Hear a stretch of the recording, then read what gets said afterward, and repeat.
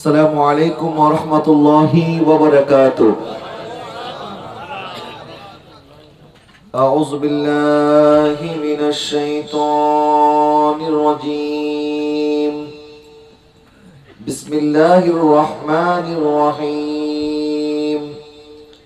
الحمد لله رب العالمين خالق السماوات والأرضين، والصلاة والسلام على سيدنا وسندنا وحبيبنا وطبيبنا وطبيب قلوبنا سيد الأنبياء والمرسلين، وعلى آله وأصحابه وأزواجه وذريته وعلماء ملته وعلماء أهل سنته أجمعين. وبفضل إن الله وملائكته يصلون على النبي يا أيها الذين آمنوا صلوا عليه وسلموا تسليما. صلى الله على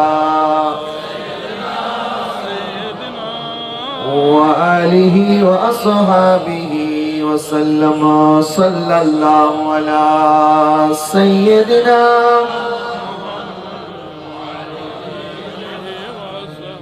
محبت راود پرن اللهم صل على سيدنا مولانا محمد وعلى آل سيدنا.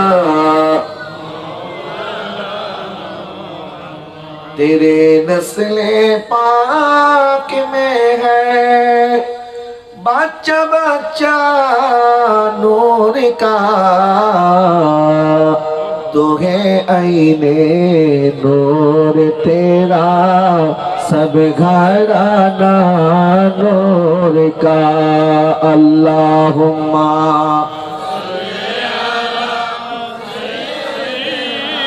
मौलाना मुहम्मद वाला आले सैयदना.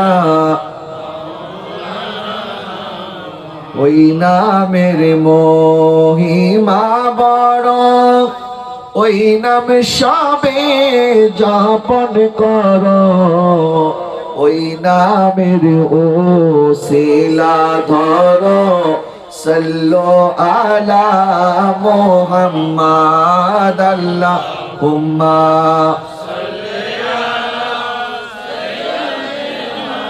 মাওলানা মুহাম্মদ ওয়ালা আলি সাইয়্যিদিনা. أعوذ بالله من الشيطان الرجيم. بسم الله الرحمن الرحيم. ومن يطع الله والرسول فأولئك مع الذين أنعم الله عليهم من النبيين والصديقين والشهداء والصالحين. صدق الله مولانا العظيم وصدق رسوله النبي الكريم ونحن على ذلك من الشاهدين والشاكرين والحمد لله رب العالمين. উত্তর হাইলধর সৈয়দ বাড়ি জামে মসজিদ পরিচালনা পরিষদের ব্যবস্থাপনায় আজমুসান ঈদ মিলাদ নবী সাল্লাল্লাহু আলাইহি ওয়াসাল্লাম মাহফিলের সম্মানিত সভাপতি, উত্তর হাইলধর সৈয়দ বাড়ি জামে মসজিদ পরিচালনা পরিষদের সম্মানিত সভাপতি জনাব আলহাজ সৈয়দ মোহাম্মদ সাদিকুর রহমান সাহেব, সম্মানিত উদ্বোধক উত্তর হাইলধর সৈয়দ বাড়ি জামে মসজিদের খতিবে মুকাররম হযরত মাওলানা জনাব এইচ এম আব্দুল আউয়াল সাহেব মাদ্দাজিল্লাহুল আলী, সম্মানিত আমন্ত্রিত অতিথি মুফতি হযরত মাওলানা সৈয়দ জিল্লুর রহমান আল কাদরি সাহেব মাদ্দাজিল্লাহুল আলী, মঞ্চে উপবিষ্ট হযরতে উলামায়ে কেরাম, উত্তর হাইলধর সৈয়দ বাড়ি জামে মসজিদ পরিচালনা পরিষদের সকল সদস্য ভাইরা, দূর দূরান্ত থেকে আগত হযরতে মুরব্বিয়ানে কেরাম, মুসল্লিয়ানে এজাম, অরুণ প্রাণের তরুণ ভাইরা, স্কুল কলেজ মাদ্রাসা ইউনিভার্সিটির ছাত্র ভাইরা, গাউসিয়া কমিটি বাংলাদেশ সহ বিভিন্ন দ্বীনি সংগঠনের নেতৃবৃন্দ, পর্দার আড়ালের মা এবং বোনেরা, রহিমানি রহিমাকুমুল্লাহ, আসসালামু আলাইকুম ওয়া রাহমাতুল্লাহি ওয়া বারাকাতুহু। মহান রব্বুল আলামিনের আলিশান দরবারে অসংখ্য অগণিত শুকরিয়া আদায় করছি যে আল্লাহ সুবহানাহু ওয়া তাআলা আমাদেরকে দয়া করে, মায়া করে, মেহেরবানি করে এই শীতের রজনীতে আমাদেরকে এর মধ্যেও যে আমরা আসতে পেরেছি, আল্লাহ যে আমাদেরকে আসার সুযোগ তৌফিক দান করেছেন, এই জন্য রব্বুল আলামিনের দরবারে মহব্বতের আওয়াজে বলতে একবার বলুন আলহামদুলিল্লাহ। অসংখ্য অগণিত দুরূদ এবং সালাম হুজুরে পূর্ণ রউফ রহিম রাহমাতুল লিল আলামিন মুহাম্মদ মুজতাবা আহমদ মুস্তাফা সাল্লাল্লাহু আলাইহি ওয়াসাল্লামের নূরানী রওজা মুবারকে, সোনার মদিনায় লক্ষ কোটি দুরূদ এবং সালাতু সালামের হাদিয়া নজরানা পেশ করছি। উত্তর হাইলধর সৈয়দ বাড়ি জামে মসজিদ পরিচালনা পরিষদের সকল ভাইদেরকে ধন্যবাদ, মোবারকবাদ জানাচ্ছি। মঞ্চে উপবিষ্ট হযরতে উলামায়ে কেরাম, মেহমানে খুসুসি এবং এই দীর্ঘ রজনী পর্যন্ত আপনারা যারা কষ্ট করে এখনো বসে আছেন, আমি প্রত্যেকের শুকরিয়া আদায় করছি। আল্লাহ পাক আপনাদের মহব্বত কদরদানিকে যেন কবুল করে, সকলে বলুন আমিন। প্যারে হাজরিন, অনেক আলোচনা শুনেছেন। আমি যেহেতু শীতের রাত, আপনাদেরকে বেশিক্ষণ কষ্ট দেব না। অল্প সময়ের মধ্যে আমি আমার যে আয়াতে কারিমা তেলাওয়াত করেছি, এই আয়াতের আলোকে আমি আপনাদের সামনে মুখতাসার কিছু আলোচনা করব। আল্লাহ যেন আমাকে কালেমায়ে হক বলার, আমাদের সবাইকে আমল করার তৌফিক দান করে, সকলে বলুন আমিন। প্রিয় হাজরিন, নবীজি সাল্লাল্লাহু আলাইহি ওয়াসাল্লাম ইরশাদ করেছেন, আল মারউ আলা দীনি খালিলিহি। প্রত্যেকটা মানুষ তার বন্ধুর স্বভাবে চলে। দুনিয়াতে চলতে গেলে আমাদের বন্ধু লাগবে, আমাদের সোহবত লাগবে। সোহবত ছাড়া মানুষ চলতে পারে না, মানুষ যেহেতু সামাজিক জীব। এই জন্য আল্লাহ সুবহানাহু ওয়া তাআলা আমাদেরকে ইরশাদ করেছেন, ওয়াকুনু মা'আস সাদিকিন, তোমরা সত্যবাদীদের সাথে থাকো। সুবহানাল্লাহ বলেন। আল্লাহ সুবহানাহু ওয়া তাআলা এর আগে বলেছেন, ইয়া আইয়ুহাল্লাযীনা আমানুত্তাকুল্লাহ, আল্লাহকে ভয় করো। তা আল্লাহকে ভয় করতে হলে সত্যবাদীদের সাথে থাকতে হবে। এই ফর্মুলা, এই নিয়ম আল্লাহ পাক নিজেই বলে দিলেন। আল্লাহর ভয় আমাদের অন্তরে আসার জন্য একজন আল্লাহকে ভয় করে এমন বুজুর্গ বান্দার সোহবতে যাইতে হবে। কারণ সোহবত ছাড়া আল্লাহর ভয় কি জিনিস এটা আমরা বুঝবো না। যার কারণে সোহবত মানুষকে দামি করেছে। একজন সাহাবী হওয়ার পূর্বে যখন ওনারা ঈমান আনে নাই, জাহিলি যুগে ওনারা যখন নিজেদের সন্তান, কন্যা সন্তানকে কবরস্থ করেছে, কিন্তু দয়াল নবী সাল্লাল্লাহু আলাইহি ওয়াসাল্লামের সোহবতে আসার পরে নবীজি সাল্লাল্লাহু আলাইহি ওয়াসাল্লাম যখন হযরত ফাতেমা জাহরা রাদিয়াল্লাহু তাআলা আনহার জন্য নিজেই দাঁড়িয়ে যেতেন, নবীজি ওনার হাতের মধ্যে চুম্বন করতেন, নবীজি ওনার কপালে চুম্বন করতেন। হযরত ফাতেমা জাহরা রাদিয়াল্লাহু তাআলা আনহা যখন নবীজির ঘরে আসতেন, নবীজি দাঁড়িয়ে ওনাকে ইস্তেকবাল জানাতেন। সুবহানাল্লাহ বলেন। এই যে কন্যা সন্তানের প্রতি বাবার যে দায়িত্ব, কর্তব্য, নবীজি সাল্লাল্লাহু আলাইহি ওয়াসাল্লাম একবার সাহাবায়ে কেরামকে দরস দিচ্ছেন। এর মধ্যে একজন বৃদ্ধা মহিলা এসেছেন। নবীজি শুধু ওনার জন্য দাঁড়ায় নাই, মসজিদের দরজার মধ্যে চলে গেছেন। সুবহানাল্লাহ বলেন। নবীজি ওনার হাত মোবারক ধরে নবীজি নিজের মেহরাবের কাছে আনলেন এবং নবীজির কাঁধের মধ্যে যে রুমাল মোবারক, চাদর মোবারক ছিল, ওই চাদর মোবারক বিছিয়ে দিলেন। ওখানে উনি বসলেন। সাহাবে কেরাম অবাক হয়ে গেলেন যে বৃদ্ধা মহিলাকে আমরা আগে কোনোদিন দেখি নাই। আর আমরা যেই নবীর জন্য দাঁড়াই, ওই নবী স্বয়ং কার জন্য দাঁড়ালেন এবং নিজের চাদর মোবারক কার জন্য বিছিয়ে দিলেন। তখন আমার নবী বললেন, তোমরা ওনাকে চিনতে পারো নাই, উনি হচ্ছে আমার দুধমা হযরত হালিমাতুস সাদিয়া রাদিয়াল্লাহু তাআলা আনহা। জোরে বলুন সুবহানাল্লাহ।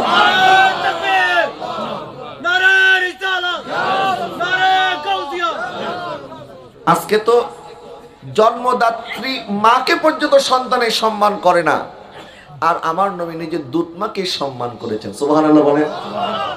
তো সাহাবে কেরাম এই সোহবত পেয়েছেন, যার কারণে এই পাষাণ্ড হৃদয় যে নিজের আপন কন্যা সন্তানের জীবন্ত কবরস্থ করেছে, দয়াল নবীর জবানে মুবারক থেকে যখন কন্যা সন্তানের ফজিলতের কথা শুনেছে, যে নবীজি ইরশাদ করেছেন, 3টা কন্যা সন্তান থাকলে, তাদেরকে লালন পালন করলে আমার নবী তাদেরকে জান্নাতের সুসংবাদ দান করেছে। এক সাহাবী দাঁড়িয়ে বললেন, হুজুর আমার তো 3টা নাই, আমার তো 2টা কন্যা সন্তান আছে। নবীজি ইরশাদ করলেন, ঠিক আছে, যদি 2টা সন্তানকে লালন পালন করতে পারো, তারপর আমি তোমাকে জান্নাতের সুসংবাদ দান করছি।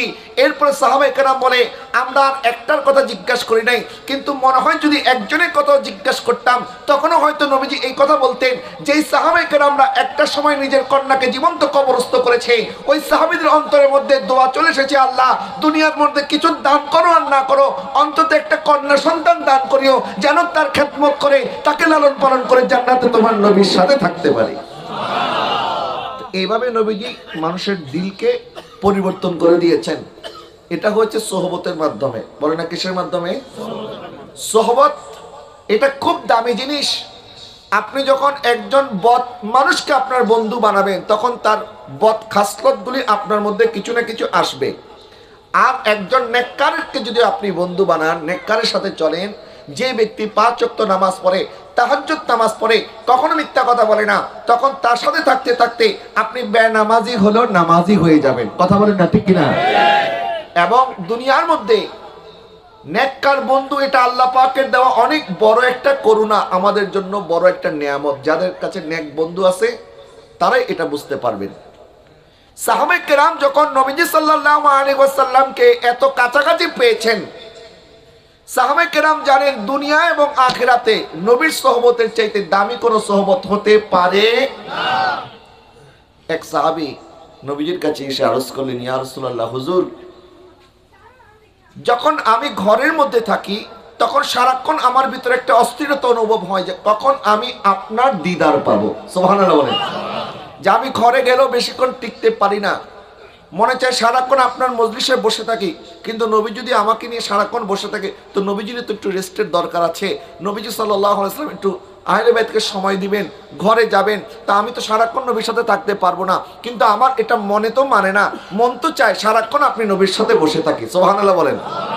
এটা সাইয়েদনা আবু বকর সিদ্দিক রাদিয়াল্লাহু তাআলা আনহু বলেছিলেন, হুজুর আমার কাছে 3টা জিনিস পছন্দ, হুজুর আমার কাছে 3টা আমল বড় পছন্দ। আন নাজরু ইলাইক, আপনার নূরানি চেহারা মোবারকের দিকে তাকিয়ে থাকা, ওয়াল জুলুসু বাইনা ইয়াদাইক, আর আপনার নূরানি মজলিসের মধ্যে বসে থাকা, আর আমার কন্যাকে আপনার সাথে শাদী দেওয়া, এটা আমার 3টা বড় পছন্দ। সুবহানাল্লাহ বলেন। তো নবীজি সাল্লাল্লাহু আলাইহি ওয়াসাল্লাম ওনাকে এমন সুযোগ করে দিয়েছেন যে উনি যখন গারে হেরার মধ্যে, গারে সুরের মধ্যে আমার নবীর সাথে আর কেউ ছিল না, নবীজি সাল্লাল্লাহু আলাইহি ওয়াসাল্লাম যখন ওনার রান মোবারকের মধ্যে আরাম করছেন, নবী যখন ঘুমিয়ে গেছেন, ওই সিদ্দিক আকবর যেই নজর দিয়ে নবীকে দেখেছেন, এরকম নজর দুনিয়ার আর কোনো মানুষের নসিব হয় নাই। কথা বলেন না, ঠিক কিনা? যখন বিষাক্ত সাপ পায়ের মধ্যে সবল মেরেছে, আমরা তো পায়ের মধ্যে সামান্য একটা লাল পিঁপড়া যদি কামড় মারে, আমাদের যদি একটা মশায় কামড় মারে আমাদের কষ্ট হয়, পা নাড়াচাড়া করি, কিন্তু সাইয়েদনা আবু বকর সিদ্দিক রাদিয়াল্লাহু তাআলা আনহু পা নাড়াচাড়া করবে তো দূরের কথা, এমনভাবে বরফের মতো জমে আছে যে আমি যদি নাড়াচাড়া করি আর নবীর যদি ঘুম ভেঙে যায়, এটা তো হতে পারে না, আমি আবু বকরের জীবনের চাইতেও আমার নবীর ঘুমের দাম বেশি। যখন নড়াচড়া করে নাই, কিন্তু বিষটা যখন শরীরের মধ্যে ছড়িয়ে পড়েছে, তখন চোখের কোণে একটু পানি চলে আসছে, আর এই চোখের পানিটা টপ করে যখন আমার নবীজির গাল মোবারকের মধ্যে পড়লো, নবীজি চোখ মোবারক খোলার পরে বললেন, মা লাকা ইয়া আবু বকর, আবু বকর তোমার কি হয়েছে? যেখানে সারা শরীরের মধ্যে বিষ ছড়িয়ে পড়ছে। আবু বকরের আদব দেখেন, সাইয়েদনা সিদ্দিক আকবর রাদিয়াল্লাহু তাআলা বললেন, ফিদাকা আবি ওয়া উম্মি ইয়া রাসূলুল্লাহ, লুদিকতু, আমার মা বাবা আপনার কদমে কুরবান। হুজুর আমাকে সাপে কামড় দিয়েছে। সাপে কামড় দিয়েছে এই কথা পরে বলেছেন, আগে বলেছেন, হুজুর আমার মা বাবা আপনার কদমে কুরবান। সুবহানাল্লাহ বলেন না। এইভাবে আদব করেছেন। আর উনি সবসময় নবীজি যখন কোনো কিছু বলতেন, সবার আগে উনি আগে দান করতেন, সবার আগে উনি খরচ করতেন। নবীজি এই জন্য বলেছেন, আমার উম্মতের মধ্যে আমি সব উম্মতের প্রতিদান দুনিয়াতে দিয়ে দিয়েছি, একজনের প্রতিদান এখনো আমি দেই নাই, আর দুনিয়াতে দিবও না, বরং তার প্রতিদান কিয়ামতের ময়দানে আমি আদায় করব, সে হচ্ছে আমার আবু বকর সিদ্দিক। তাবুকের জন্য দয়ার নবী যখন সবাইকে বললেন, তোমরা যার যা আছে ইসলামের জন্য দান করো, আপনারা জানেন ঘটনা, সাইয়েদনা সিদ্দিক আকবর রাদিয়াল্লাহু তাআলা ঘরের সব জিনিস নিয়ে আসলেন, এমনকি ঘরের মধ্যে ছাই ছিল এটাও নিয়ে আসছেন, ওনার মাথার পাগড়ি ছিল এটাও নিয়ে আসছেন, পায়ের জুতা ছিল এটাও নিয়ে আসছেন, এমনকি জামার মধ্যে বোতাম ছিল বোতামটাও নিয়ে এসেছেন। নবী সাল্লাল্লাহু আলাইহি ওয়াসাল্লাম দেখলেন ওনার জামার মধ্যে বোতাম নাই, বোতামের জায়গার মধ্যে উনি খেজুর গাছের কাটা বিধিয়ে এসেছেন। জিজ্ঞেস করলো, কি ব্যাপার আবু বকর, তোমার ঘরের জন্য কি রেখে এসেছো? বলে, হুজুর আমার ঘরের জন্য আল্লাহ রাসূলকে রেখে এসেছি। সাইয়েদনা আবু বকর সিদ্দিক রাদিয়াল্লাহু তাআলার সাথে নবীজির কথা চলছে, এর মধ্যে জিবরিল আলাইহিস সালাম নাজিল হয়েছে। আসার পরে নবীজি সাল্লাল্লাহু আলাইহি ওয়াসাল্লাম ওনার দিকে তাকায় দেখেন উনি সাইয়েদনা আবু বকর সিদ্দিক যেরকম কাঁটাযুক্ত কাপড় পরেছে, বুতাম নাই, বুতামের জায়গায় কি লাগাইছে? কাঁটা, কাঁটাযুক্ত কাপড় পরেছে। জিবরিল আলাইহিস সালাম অনুরূপ কাপড় পরে এসেছে। আমার নবী জিজ্ঞাসা করলেন, আবু বকর আও জিবরিল, তুমি এই পোশাক কেন পরেছো? তুমি তো এমন পোশাক পরেছো, আমার আবু বকর যেরকম পোশাক তোমার গায়েও একই পোশাক, কারণ কি? বলে, ইয়া রাসূলুল্লাহ, হুজুর আপনার আবু বকরের আমল আল্লাহর কাছে এমন পছন্দ হয়েছে, আজকে আমি শুধু জিবরিল নই, আল্লাহর আসমানের সমস্ত ফেরেশতাদেরকে বলেছে, আসমানের ফেরেশতারা সবাই আমার আবু বকরের মতো পোশাক পরিধান করো, তার আমল আমার কাছে পছন্দ হয়েছে।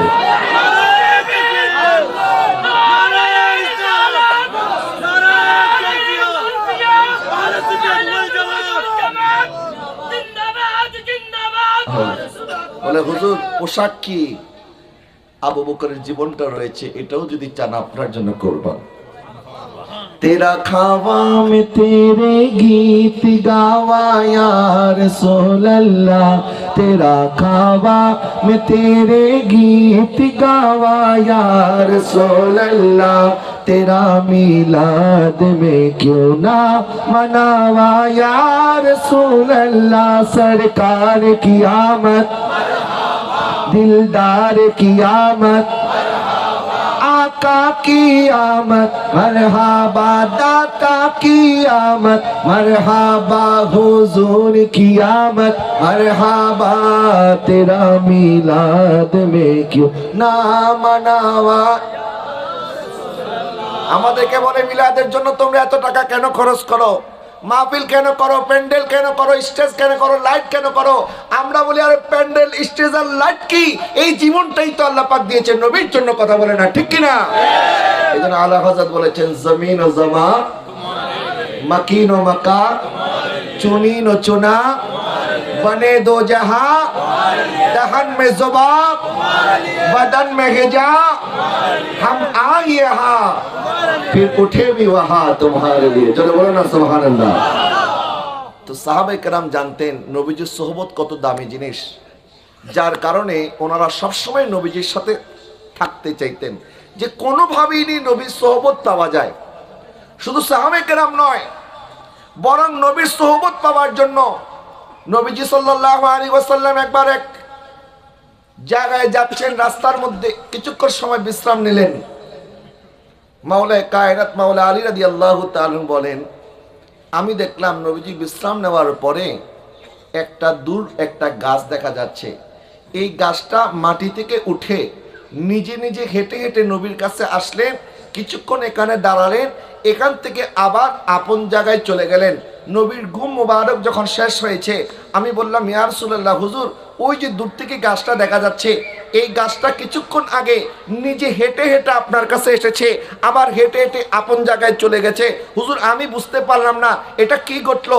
তখন আমার নবী সাল্লাল্লাহু আলাইহি ওয়াসাল্লাম বললেন, আরে আমি যখন এখানে বিশ্রাম করছি তখন এই গাছ আল্লাহর কাছে অনুমতি চেয়েছে, ইয়া আল্লাহ আপনার হাবিব আমার সামনে চলে এসেছে, আল্লাহ আপনার হাবিবকে আমি একবার দুরূদ সালাত ও সালাম পড়তে চাই, আমার আল্লাহ তাকে অনুমতি দিয়েছে, আল্লাহর অনুমতি নিয়ে এসে আমাকে সালাম দেওয়ার জন্য এখানে এসেছে। নবীজি সাল্লাল্লাহু আলাইহি ওয়াসাল্লামকে শুধু গাছ সালাম দেয় নাই।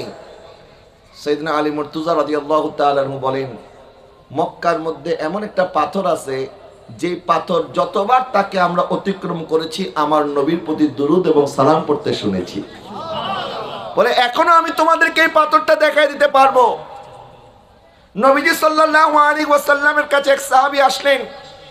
সাহাবী এসে বললেন, ইয়া রাসূলুল্লাহ, হুজুর আমার উট তো পাগল হয়ে গেছে, তো পাগল হয়েছে, উটের ডাক্তারের কাছে না যাবে, কিন্তু সাহাবায়ে কেরাম জানতেন সমস্ত রোগের চিকিৎসা নবীর কাছে আছে না নাই। তো নবীজি বললেন ঠিক আছে, আমাকে তোমার উটের কাছে নিয়ে যাও। যখন নবীজি সাল্লাল্লাহু আলাইহি ওয়াসাল্লাম উটের কাছাকাছি যাচ্ছেন, ওই সাহাবী বলছে, হুজুর আমার উট তো পাগল হয়ে গেছে, সে কাউকে চিনে না, কখন জানি আপনাকে আঘাত করে বসে, আমার উপর সে কাউকে না চিনলো, সে আমি নবীকে চিনবে। তোমরা দূরে থাকা, অসুবিধা নাই। নবীজি যাইতে দেরি, নবীজিকে দেখার সাথে সাথে উট আমার নবীকে সেজদা করতে দেরি করে নাই। সাহাবায়ে কেরাম আদবের সাথে দাঁড়িয়ে বললেন, ইয়া রাসূলুল্লাহ, হুজুর যেখানে উট আপনাকে সেজদা করছে, मैं सजदा करो या दिल को संभालो, मैं सजदा करो या दिल को संभालो, मोहम्मद की चौखटे नजर आ रहे हैं। सुबहानाल्लाह বলেন না। দেখেন আলা হযরত কত বড় আশিক ছিল, সাহাবায়ে কেরাম আশেক ছিল। কেমন? আলা হযরত তো এসেছেন কিছুদিন আগে মাত্র, 1450 বছর চলছে, তারও তো ওফাত হয়েছে আরো 100 বছর, মানে 1350 বছর পর আসার পরে যদি এত আশেক হয়, তো 1350 বছর আগে যে সাহাবীরা নবীকে দেখেছেন কেমন আশেক ছিলেন। সাহাবায়ে কেরাম বলে, হুজুর উট যেখানে আপনাকে সেজদা দিচ্ছে, আমাদের মনে চায় আমরাও আপনাকে একটু সেজদা দেই। নবীজি সাল্লাল্লাহু আলাইহি ওয়াসাল্লাম বলেন, না, আমার শরীয়তে আল্লাহ ছাড়া আর কাউকে সেজদা দেওয়ার অনুমতি নাই। যদি আল্লাহ ছাড়া কাউকে সেজদা দেওয়ার অনুমতি থাকতো, তাহলে আমি নারীদেরকে বলতাম তারা যেন তার স্বামীর পায়ে সেজদা দেয়। সেজদা অন্যান্য নবীর যুগে তাজমি সেজদা জায়েজ ছিল, কিন্তু আমার নবী আমাদের শরীয়তে ইসলামের মধ্যে তাজমি সেজদাকে নিষিদ্ধ করে দিয়েছেন। কথা বলেন ঠিক কিনা? এই জন্য আমরা নবীকে মহব্বত করি, তাজিম করি, ভক্তি করি, কিন্তু আল্লাহ ছাড়া অন্য কাউকে আমরা সেজদা করি না। তো ওই উট সেজদা করেছে। নবীজি সাল্লাল্লাহু আলাইহি ওয়াসাল্লাম যে উটের পিঠে চড়তেন, ওই উটের নাম ছিল কাসওয়া, যেটা হযরত সাইয়েদনা আবু বকর সিদ্দিক রাদিয়াল্লাহু তাআলা আনহু হিজরতের রাতে নবীকে দুইটা উট উপহার দিয়েছেন, একটা কাসওয়া আর একটা আদবা। নবীজি কাসওয়া নিজের জন্য রেখেছেন, আদবা হযরত সাইয়েদনা আবু বকর সিদ্দিকের জন্য দিয়ে দিয়েছেন। এই কাসওয়া উট দিয়ে নবীজি হিজরত করেছেন, নবী মক্কা বিজয় করেছেন, বদরের ময়দানে গিয়েছেন, উহুদের ময়দানে গিয়েছেন। এই কাসওয়া উট দিয়ে নবীজি সাল্লাল্লাহু আলাইহি ওয়াসাল্লাম হুদাইবিয়ার জমিনে গিয়েছেন। নবীজি এই কাসওয়া উট শুধুমাত্র জমিনে চড়ে নাই, এই কাসওয়া উটে চড়ে নবী জান্নাতেও প্রবেশ করবেন। মদিনা শরীফের মধ্যে একটা গোত্র থাকতো বনি কাইনুকা। এই বনি কাইনুকাদের একটা খেজুর বাগান ছিল। এই খেজুর বাগানটা এখনো আছে আলহামদুলিল্লাহ। আমি গত কিছুদিন আগে উমরা থেকে আসার পরে মদিনা শরীফ যখন গেলাম, সেখানে বনি কাইনুকার সেই খেজুর বাগান দেখার সুযোগ সৌভাগ্য আল্লাহ আমাকে দিয়েছেন আলহামদুলিল্লাহ। তো সেখানে ইহুদিরা বসবাস করত, আর ইহুদিরা তখন বল্লম বানাতো, তলোয়ারি বানাতো, এইগুলি কাজ তারা করতো, লোহার বিভিন্ন কাজ তারা করতো, কামার ছিল তারা। তো নবীজি সাল্লাল্লাহু আলাইহি ওয়াসাল্লাম তাদেরকে কি ইসলামের দাওয়াত দিয়েছেন, কিন্তু তারা আমার নবীর কথা শুনে নাই। তো নবীর সাথে অন্যায় করার কারণে নবীজির উট মোবারক কাসওয়া এতটা রাগান্বিত হয়েছে, সে যখন পাথরের মধ্যে কদম ফেলেছে, পাথরের মধ্যে কদম ফেলতে দেরি, পাথর মোমের মতো গরম নরম হতে দেরি হয় নাই। সুবহানাল্লাহ। আমরা তো ইব্রাহিম আলাইহিস সালামের কদমের ছাপ মোবারক দেখেছি, মাকামে ইব্রাহিম। ইব্রাহিম আলাইহিস সালাম কদম রেখেছেন, আর পাথর গলে মোমের মতো হয়েছে। আর আমার নবী নয়, বরং নবীজির উট মোবারক কদম রাখার কারণে পাথর মোমের মতো নরম হয়ে গেছে। হযরত মূসা আলাইহিস সালামের মুজিজা আপনারা জানেন। মূসা আলাইহিস সালাম যখন ওনার কওমকে নিয়ে ফেরাউনের হাত থেকে রক্ষা পাওয়ার জন্য যখন ওনারা দৌড়াচ্ছেন, তখন মূসা আলাইহিস সালামের উম্মত বললেন, আমরা তো অনেক তৃষ্ণার্ত হয়ে গেছি, পিপাসার্ত হয়েছি, তা আমাদের একটু কিছু পানির ব্যবস্থা করেন। আল্লাহ সুবহানাহু ওয়া তাআলা বললেন, মূসা তোমার হাতের মধ্যে যে লাঠি আছে, এটা দিয়ে আঘাত করো মাটির মধ্যে। লাঠি দিয়ে আঘাত করতে দেরি 12টা ঝর্ণা সৃষ্টি হয়েছে। সুবহানাল্লাহ বলেন। কয়টা ঝর্ণা? আর নবীজি সাল্লাল্লাহু আলাইহি ওয়াসাল্লামের উম্মত 1400 সাহাবায়ে কেরাম যখন হুদাইবিয়ার জমিনে নবীজির কাছে এসে বলেন, হুজুর আমাদের পানি শেষ হয়ে গেছে, এসেছিলাম উমরা করব, জমজমের পানি পান করব, কিন্তু এখনো তো মক্কা থেকে অনেক দূর, তারা আমাদেরকে ঢুকতে দিবে না। আর এর মধ্যে আমাদের পানি টানি সব শেষ, আশেপাশে কোনো কুয়াও নাই, ওযু করতে পারছি না, আমরা পানি পর্যন্ত পান করতে পারছি না, হুজুর কি করব? নবীজি বললেন, তোমাদের যার যত বর্তন আছে, মগ আছে, জগ আছে, যেগুলি আছে এগুলি নিয়ে আসো। বলেন, হুজুর এগুলির মধ্যে পানি তো নাই। বলে, পানি নাই, অসুবিধা নাই, নিয়ে আসো না। যখন সাহাবে কেরাম নিয়ে আসলেন, নবীজি একটা জায়গার মধ্যে সবগুলি পানি ঢাললেন। তো ভিতরে তো পানি নাই, কোনটার মধ্যে 1 ফোঁটা আছে, কোনটার মধ্যে 2 ফোঁটা, কোনটার মধ্যে 3 ফোঁটা, একটা একটা করে যখন একটা বর্তনের মধ্যে একটা জায়গার মধ্যে নবীজি ঢাললেন, আর নবীজি নিজের হাত মোবারকটা ওই কলসের মধ্যে যখন প্রবেশ করিয়ে নবীজি একটু নিজের হাতটা এইভাবে মাসে করলেন, আর কলস থেকে নবীজির আঙ্গুল মোবারক বের করতে দেরি, নবীর আঙ্গুল মোবারক থেকে 12টা ঝর্ণা বের হতে দেরি হয় না। সুবহানাল্লাহ বলেন। হযরত ইব্রাহিম আলাইহিস সালামকে নমরুদের আগুন জ্বালাইতে পেরেছিল? এটা হযরত ইব্রাহিম আলাইহিস সালামের মুজিজা। এবার শুনেন আমার নবীজির দস্তরখানার মুজিজা কি। হযরত আনাস বিন মালিক রাদিয়াল্লাহু তাআলা আনহু কিছু মেহমান দাওয়াত দিলেন। ওনার ঘরে খাবার জন্য সবাই যখন বসছে, উনি একটা দস্তরখানা আগুনের মধ্যে নিক্ষেপ করলেন। এখন বাদ বাকি যারা ছিল ওরা অবাক হয়ে গেল, কি দস্তরখানা আবার আগুনের মধ্যে নিক্ষেপ করছে কেন? দস্তরখানা তো বিছানার জন্য। যখন আগুনের মধ্যে নিক্ষেপ করা হয়েছে, কিছুক্ষণ পর হযরত আনাস রাদিয়াল্লাহু তাআলা আনহু ওই দস্তরখানাটা আবার আগুন থেকে বের করলেন। সবাই দেখলো দস্তরখানা পূর্বে তো দূরের কথা, দস্তরখানা একটা সুতাও পড়ে নাই। বলে, কি ব্যাপার, তুমি এই কাজ কেন করলে? বলে, আমার দস্তরখানাটা একটু অপরিষ্কার ছিল, ভিতরে কিছু ময়লা ছিল, তা আমার দস্তরখানা পরিষ্কার করার জন্য যখন প্রয়োজন হয় তখন আমি আগুনে নিক্ষেপ করি, তখন আগুন ওই অপরিষ্কার জিনিসগুলি খেয়ে ফেলে, দস্তরখানার কোনো ক্ষতি হয় না। বলে, এই দস্তরখানার এত মর্যাদা কেমনে হইল? দস্তরখানা পুরে না কেন? তখন আনাস বিন মালিক রাদিয়াল্লাহু তাআলা আনহু, যিনি 10 বছর নবীজির খেদমত করেছেন, 10 বছর নবীজি সাল্লাল্লাহু আলাইহি ওয়াসাল্লামের ঘরের মধ্যে ছিলেন, তিনি বলেন, আমার দয়ার নবী একবার এই দস্তরখানার মধ্যে বসে খাবার গ্রহণ করেছিলেন, এবং খাবার শেষ করে নবীজির হাত মোবারক দিয়ে এই দস্তরখানার মধ্যে নবীজির হাত মোবারক পরিষ্কার করেছিলেন। নবীজির হাত মোবারকের বরকতে দস্তরখানা পূর্বে তো দূরের কথা, দস্তরখানা একটা সুতাও পড়ে না। নবীজি সাল্লাল্লাহু আলাইহি ওয়াসাল্লাম তো অনেক উপরের কথা, নবীজির খাদেম, নবীজির গোলাম, নবীজির দাওয়া খলিফা হযরত ওমর রাদিয়াল্লাহু তাআলার কথা শুনেন।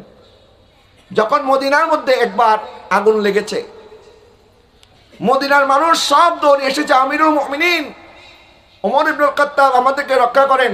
তখন তার ফায়ার সার্ভিস ছিল না, তখন তো চাইলেই আপনি আগুন নিভাবেন এরকম দমকল বাহিনী ছিল না। সাইয়েদনা হযরত ওমর ইবনে খাত্তাব রাদিয়াল্লাহু তাআলা আনহু নিজের শরীরের কামিজ মোবারক খুলে বললেন, এই কামিজটা আগুনকে দেখাও, দেখবা আগুন পালিয়ে যাবে। জোরে বলুন না সুবহানাল্লাহ। হযরত ওমর রাদিয়াল্লাহু তাআলা আনহু শরীর মোবারকের কামিজ মোবারক নিয়ে যখন মদিনার সাহাবায়ে কেরাম আগুনের দিকে, একদিকে আগুন আসতেছে, ওনারা আগুনকে বলতেছে, এই যাও যাও যাও। যখন হযরত ওমর রাদিয়াল্লাহু তাআলা আনহু এই কামিজ মোবারক আগুন দেখেছে, এই যে আগুন গেছে, আর এখন পর্যন্ত মদিনায় আর আগুন লাগে নাই। সুবহানাল্লাহ বলেন না। প্যারে হাজির, তাহলে বোঝা গেল যখন কোনো জিনিস কম দামি জিনিসও দামি জিনিসের সাথে লেগে যায়, তখন কম দামি জিনিসও দামি হয়ে যায়, ঠিক কিনা? আমার আব্বা হুজুর রহমতুল্লাহি আলাইহি ওনার একটা ওয়াজের মধ্যে উনি বলছিলেন, বাকিবিল্লাহ রহমতুল্লাহি আলাইহি, অনেকে হয়তো ওনাকে দেখেছেন, আপনাদের এলাকায় হয়তো এসেছেন। হ্যাঁ, তো এসেছেন না? হুজুর কেবলার যত প্রোগ্রাম হইছে মাশাআল্লাহ।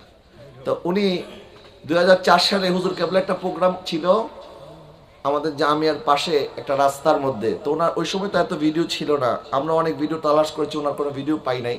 তো এই ওয়াজের মধ্যে উনি বলছিলেন একটা ঘটনা। ওই বছরই উনি যখন হজে যাচ্ছেন, তো আমার দাদি ওনাকে কিছু পিঠা দিয়েছিলেন। তো এই পিঠার বক্সটা উনি আর মক্কা শরীফ খুলতে পারেনি, কারণ হজের সময় ব্যস্ত ছিল, তো মক্কা শরীফে আর পিঠার বক্স খোলা হয় নাই। কিন্তু মদিনা শরীফ গিয়ে যখন পিঠার বক্স খুলছে, পিঠার বক্স খোলার পরে দেখে পিঠার মধ্যে বাংলাদেশের পিঁপড়া। বাংলাদেশের পিঁপড়া তো বাংলাদেশে এটা চিনলে দেখলে বোঝা যায়, কারণ বাংলাদেশের পিঁপড়া ছোট ছোট হয় না, এই ছোট ছোট পিঁপড়াগুলো দেখলে বোঝা যায় এগুলি বাংলাদেশ থেকে গেছে, বাংলাদেশ থেকে ইম্পোর্ট হয়েছে। এখন উনি বলতেছে, আরে পিঁপড়া, আমরা মদিনাতে আসার জন্য টিকিট লাগে, ভিসা লাগে, টাকা লাগে, পয়সা লাগে, আর তোমার কিছুই লাগলো না, হাজী সাহেবের সাথে থাকার কারণে আল্লাহ তোমাকে বাংলাদেশ থেকে মদিনায় নিয়ে এসেছে। তো এই যে সম্পর্ক, এটা বড় দামি জিনিস। যখন সাহাবে কেরাম নবীর সোহবত পেয়েছেন, যখন তারা তৃপ্তি পেয়েছেন, তখন বুঝতে পেরেছেন এটার দাম কি জিনিস। মুসা আলাইহিস সালাম আল্লাহর সাথে কালাম করার কারণেই আল্লাহকে দেখতে চেয়েছেন। অন্যান্য নবীরা তো এই কথা বলার সাহস পায় নাই। মুসা আলাইহিস সালাম কেন সাহস করলেন? কারণ উনি বলেছেন, আল্লাহ আপনার সাথে কথা বললে এত আনন্দ, না জানি দেখলে কত আনন্দ হবে। সুবহানাল্লাহ বলেন। তো সাহাবায়ে কেরাম তো তৃপ্তি পেয়েছেন। এখনো অনেকে মদিনায় যায় না, যার কারণে মদিনা শহর কত সুন্দর এটা অনেকে বুঝতে পারে না। কিন্তু একবার যারা মদিনাতে যায় তারা বারবার যেতে মনে চায়। কথা বলে না, ঠিক কিনা? मेरी उल्फत मदीने से यूं ही नहीं, मेरे आका का रोज़ा मदीने में है। मैं मदीने की जान बिना कैसे खींचो, मेरा दीन और दुनिया मदीने में है।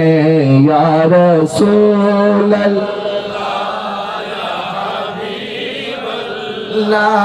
या रसूल अल्लाह, या हबीब अल्लाह, या रसूल अल्लाह। फिर मुझे मौत का कोई परवाह नहीं, मौत क्या जिंदगी की भी परवाह नहीं, मौत क्या जिंदगी की भी परवाह नहीं। काश सरकार एक बार मुझे से कहे, काश सरकार एक बार मुझे से कहे, अब तेरा जीना मरना मदीने में है। या रसूल हाथ तुले, ला या हबीब अल्लाह, या रसूल अल्लाह, या हबीब अल्लाह, या रसूल अल्लाह, या আল্লাহ যেন আমাদের সবাইকে মদিনা নসিব করে, সকলে বলুন আমিন। আর যারা মদিনায় গিয়েছেন আল্লাহ যেন বারবার মদিনা নসিব করে, সকলে বলুন আমিন। আমি বলছিলাম প্যারে হাজরিন, তো মদিনা এমন একটা জায়গা যে মদিনায় যারা একবার গিয়েছেন বারবার যেতে মনে চায়। 1450 বছর আগে আমার নবী সেই মদিনার রাস্তায় হেঁটেছেন, এখনো মনে হয় সেই সুবাস এখনো পাওয়া যায়। আমরা তো কোথাও আসার আগে আমাদেরকে আমাদের ভাইরা ডিরেকশন পাঠায়, গুগল ম্যাপ, যে ওদের গুগল ম্যাপ দেখে দেখে চলে আসেন। সাহাবায়ে কেরামের জন্য ডিরেকশন কি ছিল? সাহাবায়ে কেরামের জন্য গুগল ম্যাপ কি ছিল? তখন তো গুগল ম্যাপ ছিল না। সাহাবায়ে কেরাম যখন আমার নবীর তালাশে বের হতেন তখন ওনারা 4 রাস্তার মোড়ের মধ্যে গিয়ে দাঁড়িয়ে যেতেন, আর বিভিন্ন জায়গার মধ্যে নাক দিয়ে ওনারা গ্রান নেওয়ার চেষ্টা করতেন যে কোন দিক থেকে গ্রান আসে, যেখান থেকে গ্রান আসে তারা বুঝতে পারতেন এই রাস্তা দিয়ে আমার নবীজি গিয়েছেন। মানুষ যতই সুন্দর হোক তার ঘামকে কেউ পছন্দ করে না। মানুষ যত আপন হোক, যত কাছের হোক, বলে তোমাকে ভালোবাসি ঠিক আছে, তোমার ঘামকে আবার কি? ঘাম থেকে তো দুর্গন্ধ বের হয়, বলে পারফিউম দিয়ে আসো, ভালো মানের সাবান ব্যবহার করে যেন শরীর থেকে দুর্গন্ধ চলে যায়। কিন্তু আমার নবীজি সাল্লাল্লাহু আলাইহি ওয়াসাল্লামের স্ত্রীগণ, আমাদের আম্মা জানগণ, বিশেষ করে হযরত উম্মে সালমা রাদিয়াল্লাহু তাআলা আনহা, উনি একবার নবীজি সাল্লাল্লাহু আলাইহি ওয়াসাল্লামের আরাম সময় নবীজির ঘাম মোবারক ঝরছে, নবীজির ঘাড় মোবারকের মধ্যে একটা উনি কাচের শিশি দিয়ে ঘাম মোবারক উনি সংগ্রহ করছে। নবীজি সাল্লাল্লাহু আলাইহি ওয়াসাল্লাম বলেন, কি ব্যাপার উম্মে সালমা, কি করছো? বলি ইয়া রাসূলুল্লাহ, হুজুর আপনার নূরানি ঘাম মোবারক সংগ্রহ করছি। বলে কেন সংগ্রহ করছো? বলে হুজুর আপনার নূরানি ঘাম মোবারকের সুঘ্রাণ এটা মেশক আম্বরের চাইতে সুবাস দেয়, এটাকে আমরা আতর হিসাবে ব্যবহার করবো। সুবহানাল্লাহ বলেন না? মানুষ যতই দামি হোক, মানুষ যখন থুতু ফেলে আমরা চিলমচি আগায় দেই না, চিলমচি আগিয়ে দেই। কিন্তু উরওয়া ইবনে মাসউদ রাদিয়াল্লাহু তাআলা আনহু, যিনি তখনও সাহাবী হয় নাই, তিনি হুদাইবিয়ার জমিনে মুসলমানদের অবস্থা পর্যবেক্ষণ করার জন্য কাফেরদের গোয়েন্দা হিসাবে উনি জাসুসি করার জন্য আসলেন। আসার পরে সাহাবায়ে কেরামের অবস্থা দেখলেন এবং সেই রিপোর্ট গিয়ে কাফেরদেরকে পেশ করলেন। আর কাফেরদেরকে বলতেছে, এই কাফেররা তোমরা যে মুসলমানদের বিরুদ্ধে লড়াই করার জন্য এসেছো, জানো মুসলমানদের কি অবস্থা? আমি দেখে এসেছি। বলে কি দেখে এসেছেন? বলে আমি রোমের বাদশার দরবারে গিয়েছি, কায়সারের কাছে আমি গিয়েছি, ইয়ামেনের রাজ দরবারে আমি দেখেছি। কিন্তু ইয়ামেন বলো, রোম বলো, যত বড় বড় রাজা বাদশার দরবার আমি গিয়েছি, কোন প্রজাদেরকে, রাজাদেরকে এত সম্মান করতে দেখি নাই। মুহাম্মদ সাল্লাল্লাহু আলাইহি ওয়াসাল্লামের সাহাবায়ে কেরাম তাকে যেরকম সম্মান করতে দেখেছি। বলে কি দেখেছো? বলে আমি দেখেছি যখন তিনি কথা বলেন তখন তারা মাথাটা ঝুঁকিয়ে তার সামনে আদবের মতো দাঁড়িয়ে থাকেন। ওনার একটা হুকুম পালন করার জন্য প্রত্যেকে সবাই প্রস্তুত থাকেন। উনি একটা কথা বলতে দেরি, তারা ওই কাজটা বাস্তবায়ন করতে দেরি করেন না। যখন তিনি ওযু করেন, ওই ওযুর পানি সংগ্রহ করার জন্য তারা হাতটা বিছিয়ে দেয়, আর ওযুর পানি মাটির মধ্যে পড়তে দেয় না। মনে হয় ওই ওযুর পানি সংগ্রহ করার জন্য তারা জীবন পর্যন্ত দিয়ে দেবে। এমনকি সেই নবী যখন থুতু মুবারক ফেলেন, নবীজির থুতু মুবারক পর্যন্ত তারা মাটির মধ্যে পড়তে দেয় না, বরং কোনো না কোনো সাহাবী ওই থুতু মুবারকটাকে জমিন পড়ার আগেই হাতের মধ্যে নিয়ে নেয়, আর ওই থুতু মুবারকটা তারা চোখের মধ্যে, বুকের মধ্যে মালিশ করা শুরু করে দেয়।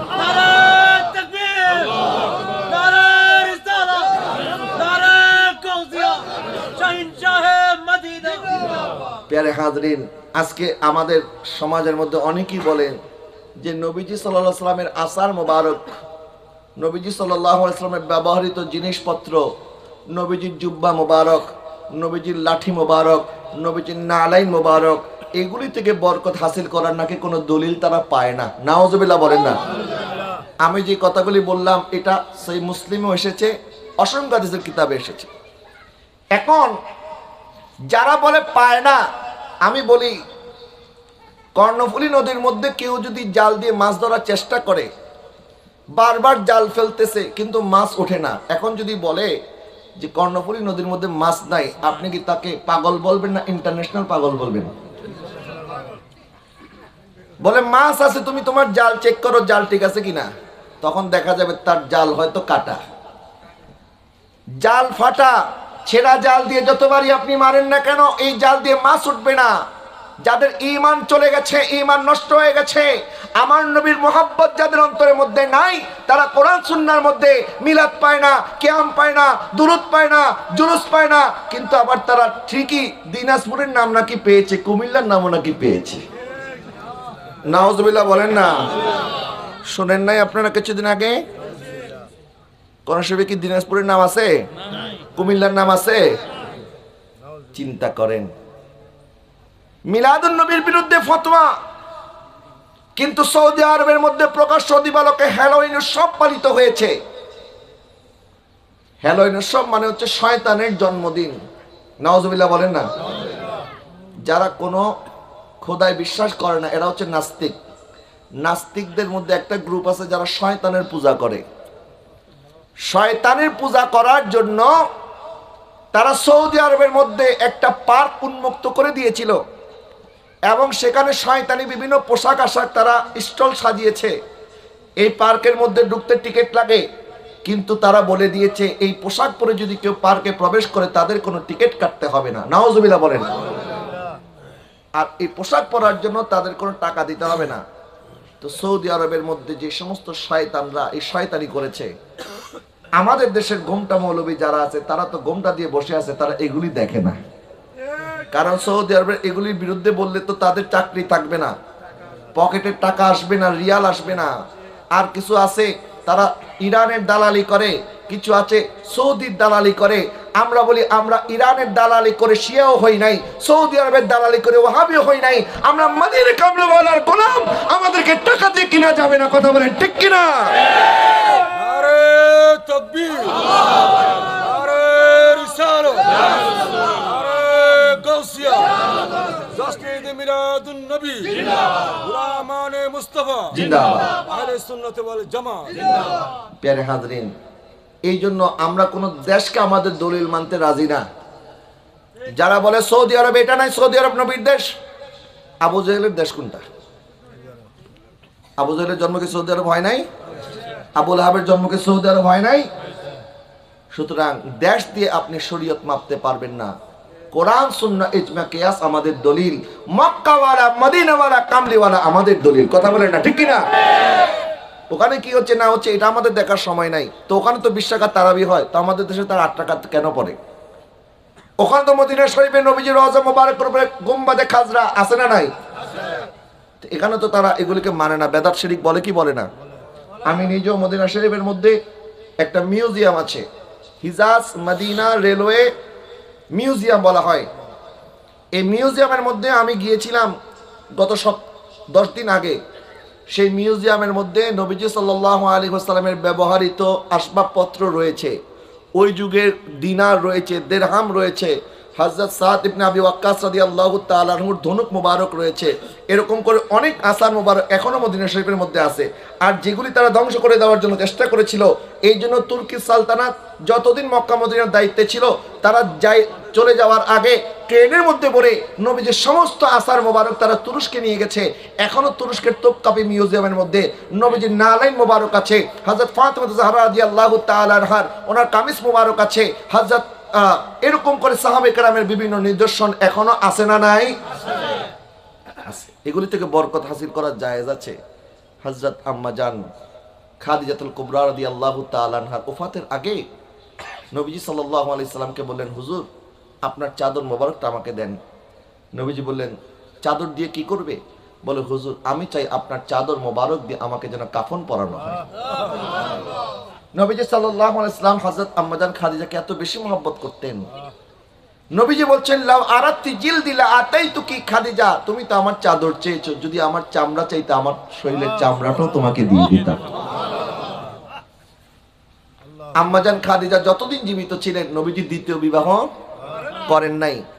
এবং দ্বিতীয় বিবাহ সহ আরো অন্যান্য বিবাহ যেগুলি নবীজি করেছেন, এগুলি হচ্ছে নবীজিকে আল্লাহ পাক হুকুম করেছেন। এগুলি শরীয়তের তাকাজা ছিল ওই সময়ে, এটার জন্য আল্লাহ সুবহানাহু ওয়া তাআলা নবীকে আদেশ করেছেন। হযরত আম্মাজান আয়েশা সিদ্দিকা রাদিয়াল্লাহু তাআলা আনহাকে বিবাহ করার জন্য ওনাকে মনোনীত করেছেন স্বয়ং রব্বুল আলামিন। সুবহানাল্লাহ বলেন। তো নবীজি সাল্লাল্লাহু আলাইহি ওয়াসাল্লামের বহু বিবাহের অনেক কারণ আছে। আম্মাজান খাদিজাতুল কুবরা রাদিয়াল্লাহু তাআলা আনহার ওফাতের পরে নবীজি কোনি আগেই বলেছেন যে, হুজুর আমার ইন্তেকালের পরে আপনি আমার কবরের সামনে কিছুক্ষণ বসবেন, যখন মুনকার নাকির সওয়াল করার জন্য আসবে তখন আপনি আমার পক্ষ থেকে জবাবগুলি দিয়ে দিবেন। নবীজি সাল্লাল্লাহু আলাইহি ওয়াসাল্লাম যখন দাফনের পরে নবীজি কবরের সামনে বসে আছেন, আম্মাজান খাদিজাতুল কুবরা রাদিয়াল্লাহু তাআলা আনহা অনুরোধ করার কারণে নবীজি সেখানে বসে আছেন। আর আল্লাহ পাক জিবরিল আলাইহিস সালামকে পাঠিয়ে বলেন, জিবরিল আমার হাবিবকে গিয়ে বলো আমার হাবিবের অপেক্ষা করার প্রয়োজন নাই, বরং খাদিজার পক্ষে আমার আল্লাহ তার জবাবগুলি দিয়ে দিয়েছে। যাকে আল্লাহ তো বেশি মহব্বত করতেন। কারণ ইসলামের জন্য নবীজি ইরশাদ করেন, দুই ব্যক্তির অবদান দান আমার সবচেয়ে বেশি কাজে লেগেছে। একজন হযরত আম্মাজান খাদিজাতুল কুবরা, আরেকজন হযরত সাইয়েদনা আবু বকর সিদ্দিক রাদিয়াল্লাহু তাআলা। সুবহানাল্লাহ বলেন না। আর সাদ বিন আবি ওয়াক্কাস রাদিয়াল্লাহু তাআলা উনি একজন নবীজির সাহাবী, এমন সাহাবী ছিলেন, আমি ওই দিন ওই হাদিসটা সেখানে পড়লাম এবং এর আগেও পড়া হয়েছিল। ওনার ধনুক মোবারক দিয়ে যখন উহুদের ময়দানে বীর দর্পে উনি যুদ্ধ করছে, ময়দানে এক এক দিকে সাহাবায়ে কেরামের লাশ মোবারক পড়ে আছে, এইদিকে নবীজির দান্ডার মোবারক শহীদ হয়ে যাওয়ার পরে কাফেররা মুনাফিকরা মদিনার মধ্যে মিথ্যা অপবাদ ছড়িয়ে দিল যে নবীজি নাকি ইন্তেকাল করেছেন। নাউজুবিল্লাহ বলেন। এক মহিলা উনি দৌড় দিলেন মদিনা শরীফ থেকে উহুদের ময়দানের দিকে। রাস্তার মধ্যে মানুষ আসতেছে আর বলতেছে, আফসোস তোমার জন্য, তোমার ছেলে তো উহুদের ময়দানে শহীদ হয়েছে। ওই নারী বলছেন, আরে আমার ছেলের কথা বাদ দাও, বলো আমার নবীজি কেমন আছে। যখন আরেকটু পথ যাওয়ার পরে বলতেছে, আর তোমার স্বামীও সেখানে শহীদ হয়ে গেছে। বলে, আমার স্বামীর খবর জিজ্ঞাসা করি নাই, বলো আমার রাসূল কেমন আছে। আরেকটু পর যাওয়ার পরে আরেকজন বলছে, তোমার ভাই শহীদ হয়েছে। আরেকটু পর যাওয়ার পরে বলছে, তোমার বাবা শহীদ হয়েছে। একই পরিবারে 4 জন পুরুষ সদস্য শহীদ হওয়ার পরেও তারপর মনের মধ্যে কোনো ভয় নাই, চিন্তা নাই। বলে, আমার বাবা, আমার ভাই, আমার স্বামী, আমার ছেলে শহীদ হয়েছে, আর আমার যদি শত শত সন্তান থাকতো আমার নবীর কদমে কোরবান করে দিতাম। তোমরা বলো আমার নবী কেমন আছে। তখন উহুদের ময়দান আমার নবীকে দেখতে পেতেন আর কলিজার মধ্যে মনে পানি ফেরত এসেছে। সাদ বিন আবি ওয়াক্কাস রাদিয়াল্লাহু তাআলা আনহু যখন বিদ্রোহে যুদ্ধ করছে, তখন আমার নবী বললেন, ফিদাকা আবি ওয়া উম্মি। সাদ, মানুষ বলে, সাহাবারা বলে আমার কদমে তাদের মা বাবা কুরবান, আর আমি নবী বলি তোমার প্রতি আমার মা বাবা কুরবান। তো যে নবী সাহাবীদেরকে এত মহব্বত করতেন, সাহাবারা কেন জীবন দিবে না নবীর জন্য বলেন? যে নবীর সাথে সম্পর্ক লাগার কারণে কাসওয়া দামি হয়েছে। নবীজির একটা গাদা মোবারক ছিল, এটাকে আমরা শুধু গাদা বলি না, গাদা মোবারক বলি। ওনার নাম ছিল ইয়াফুর। আহলে তাসাউফ যারা, তারা শুধু ইয়াফুর বলে না, আমরা ওনাকে হযরতে ইয়াফুর বলি। হযরতে ইয়াফুর।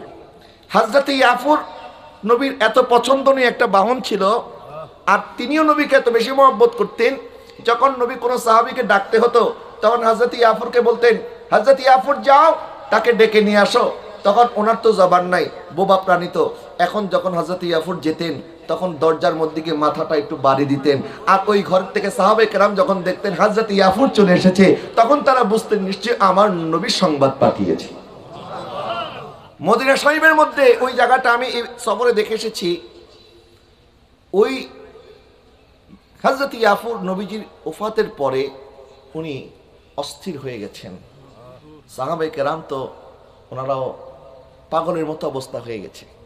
হযরত ওমর রাদিয়াল্লাহু তাআলা বলেন, কেউ যদি বলবে আমার নবী মারা গেছে, আমি কিন্তু তাকে কতল করে ফেলবো। সুবহানাল্লাহ বলেন না? এক সাহাবী বলেন, আল্লাহ, যেই চোখ দিয়ে আর নবীকে দেখতে পাবো না, আমার আর এই চোখ দরকার নেই, আমাকে অন্ধ বানায় দাও। আল্লাহ তাকে সাথে সাথে অন্ধ বানিয়ে দিয়েছে। হযরত ফাতেমা জাহরা রাদিয়াল্লাহু তাআলা আনহা বলেন, আমার উপরে যে মুসিবত এসেছে, এটা যদি দিনের আলোর উপরে আসতো তাহলে দিন কালো হয়ে অন্ধকার হয়ে যেত। সাহাবায়ে কেরাম বলে, আমাদের উপরে এত বড় মুসিবত আর কখনো আসে নাই। শুধু সাহাবায়ে কেরাম ওনারা কষ্ট পেয়েছেন তা নয়, এই একটা চতুষ্পদ জন্তু হযরত ইয়াফুর নবীজির গাধা মোবারক 3 দিন 4 দিন হয়ে যায়, কিচ্ছু খায় না, কিছু পান করে না, খালি মদিনার রাস্তার মধ্যে পাগলের মতো ঘুরছে আর আমার নবীকে তালাশ করছে। আমার নবীকে তালাশ করতে করতে আর যখন পায় না, তখন একটা কুয়ার মধ্যে ঝাঁপ দিয়ে নিজের জীবনকে উৎসর্গ করে দিয়েছে। সুবহানাল্লাহ বলেন। দয়ার নবী যদি না থাকে, আমি এর থেকে কি করব দুনিয়াতে? সাহাবায়ে কেরাম নবীকে শুধু ভালোবাসতেন না, ভালোবাসার জন্য জীবন পর্যন্ত দিতেন। আর আমরা তো এখন জীবন তো অনেক দূরের কথা। আমি বলি, নবী তো ইরশাদ করেছেন, জুইলাত কুররাতু আইনি ফিস সালাত, আমার নামাজ আমার চোখকে ঠান্ডা করে দেয়। আপনার জীবন দিতে হবে না, আপনি একটু 5 ওয়াক্ত নামাজটা পড়েন, কিন্তু অনেকে ঠিকমতো 5 ওয়াক্ত নামাজটা পড়তে রাজি না। নবীজি সাল্লাল্লাহু আলাইহি ওয়াসাল্লাম ইরশাদ করেছেন, মান তামাসসাকা বিসুন্নতি ইনদা ফাসাদি উম্মতি ফালাহু আজরুন মিয়াতু শাহীদ। আমার উম্মতের ফাসাদের সময়, ফিতনার যুগে কেউ যদি একটা সুন্নত আদায় করে, আমার আল্লাহ তাকে 100টা শহীদের সওয়াব দান করবে। এই সুযোগ আমরা যখন আমাদের ভাইদেরকে বলি, বাবা আসেন একটু মেসওয়াক করেন, বলে আমাকে তো আনস্মার্ট মনে হবে, মেসওয়াক আমি কেন করব, মসজিদে হুজুর করবে, আমি কেন করব? আমরা আমাদের ভাইদেরকে যখন বলি, বাবা অনর্থক সময় নষ্ট করার জন্য খেলাধুলা, এই রং তামাশা, এগুলি তো মাত্র 2 দিনের দুনিয়া, এগুলি কেন করেন? বলে হুজুর খেলাধুলা দেখি মাত্র তো 90 মিনিট। কিন্তু 90 মিনিট নয়, ওই ইহুদি নাসারারা 90 মিনিটের মধ্যে তাদের আদর্শ, তাদের চাল চলন, তাদের লাইফস্টাইল আপনার ভিতরে ইনজেক্ট করে দিচ্ছে। কথা বলেন ঠিক কিনা? খেলা দেখছেন 90 মিনিট, তর্ক করছেন 24 ঘন্টা, বাড়ির ছাদের মধ্যে পতাকা লাগিয়েছেন, তাদের দেশের জাতীয় জার্সি যেটা, এটা আপনি গায়ে দিয়েছেন, কিন্তু আপনার এই দেহ তো কাল কিয়ামতের ময়দানে আল্লাহ যদি বাঁচান, আমার নবীর উসিলাই তো বাঁচাবেন। কথা বলেন না ঠিক কিনা? নবীর উসিলা ছাড়া বাঁচার কোনো উপায় আছে? যার কারণে সাহাবায়ে কেরাম জানতেন নবী ছাড়া কোনো উপায় নাই। হুজুর আমার ভয় হয় যখন আমি মারা যাব, যে হাদিসটা বলছিলাম শুরুতেই, যে আমার ঘরে গেলে অস্থির লাগে, কখন আপনাকে দেখব। আর যখন আমার মৃত্যুর কথা স্মরণ হয়, আমি যখন কবরে চলে যাব আর আপনি নবী যখন রওজা মোবারকে আরাম করবেন, তখন তো আমাদের মধ্যে একটা দূরত্ব সৃষ্টি হবে। তখন আমি কবরের জিন্দেগি কেমনে পার করব?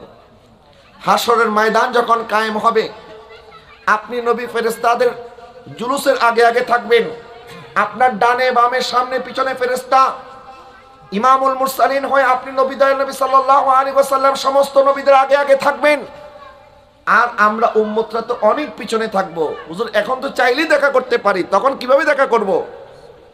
হুজুর যখন জান্নাতে, আপনি জান্নাতে যাবেন, আল্লাহ আমাদেরকেও যখন জান্নাত দান করবে, জান্নাতে যাওয়ার পরে আপনি নবী থাকবেন জান্নাতুল ফেরদাউসের আলা বালা মাকামে, আর আমরা উম্মতরা থাকবো সাধারণ জান্নাতে। হুজুর এখন তো দুনিয়াতে যে কোনো সময় আপনি নবীর কাছে চলে আসি, কিন্তু জান্নাতে চাইলেও তো আপনি নবীর কাছাকাছি যাইতে আমরা তো পারবো না। আপনি নবী রাসূলের সাথে আলা মাকামে জান্নাতে থাকবেন। হুজুর জান্নাতে যাওয়ার জন্য আমার চিন্তা নয়, চিন্তা হচ্ছে জান্নাতে কি আপনার সোহবত পাবো কিনা। আর একটু জোরে বলুন না সুবহানাল্লাহ। আল্লাহ সুবহানাহু ওয়া তাআলা এই সাহাবীর কথা শুনলেন। হযরত সোবান রাদিয়াল্লাহু তাআলা নবীর সাথে কথাবার্তা বলতেছেন মাত্র, নবীজি এখনো জবাব দেয় নাই।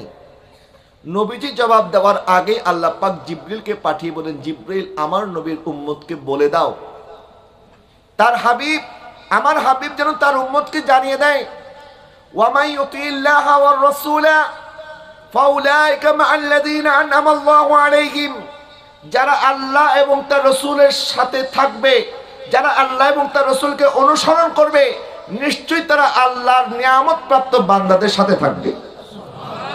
আর একটু জোরে বলুন না সুবহানাল্লাহ। মিনান নাবিয়িনা ওয়াস সিদ্দিকিনা ওয়াশ শুহাদাই ওয়াস সালিহিন ওয়া হাসুনা উলাইকা রাফিকা। আল্লাহ সুবহানাহু ওয়া তাআলা কত সুন্দর করে বললেন, যারা আল্লাহ এবং তার রাসূলের অনুসরণ করবে, ইত্তেবা করবে, মহব্বত করবে, তারা আল্লাহর নিয়ামত প্রাপ্ত বান্দা, নবীদের সাথে, সিদ্দিকদের সাথে, শহীদদের সাথে, আউলিয়া সালিহিনদের সাথে থাকবে, আর তারা কত উত্তম তাদের বন্ধু হবে। সুবহানাল্লাহ বলেন। তাদের চাইতে উত্তম কোন বন্ধু আছে? উত্তম কোন সঙ্গী আছে? নাই, উত্তম কোন সঙ্গী নাই। এই জন্য আমি আপনাদেরকে অনুরোধ করব, আজকে থেকে, অতীতে যা হয়েছে আমরা করেছি, আজকে থেকে তওবা করেন। যে আমাদের সময় তো অনেক আমরা নষ্ট করেছি, সময় তো আমরা অনেক অপচয় করেছি, কিন্তু আজকে আমাদের বর্তমান যে যুব সমাজ যেইভাবে বিধর্মীদের কালচারে, বিধর্মীদের খেলাধুলায়, বিধর্মীদের যেই সমস্ত আমরা অভ্যাসে আমরা নিজেদের ব্যস্ত হয়ে পড়েছি, আজকে আমরা যখন মাহফিলের জন্য, মিলাদের জন্য, মসজিদের জন্য, নামাজের জন্য ভাইদেরকে বলি, তারা আগে দেখে খেলার শিডিউল ঠিক আছে কিনা, আগে খেলার শিডিউল দেখে, তারপরে মাহফিলের শিডিউল। বলে খেলা যদি থাকে এখন মাহফিলে যাওয়া যাবে না। আছে না না এরকম? এই গত এক মাসে তো আমাদের কিছুটা একটু আইডিয়া হয়েছে। খেলাধুলার কারণে আমাদের ভাইরা এখন মাহফিলে পর্যন্ত কম আসে।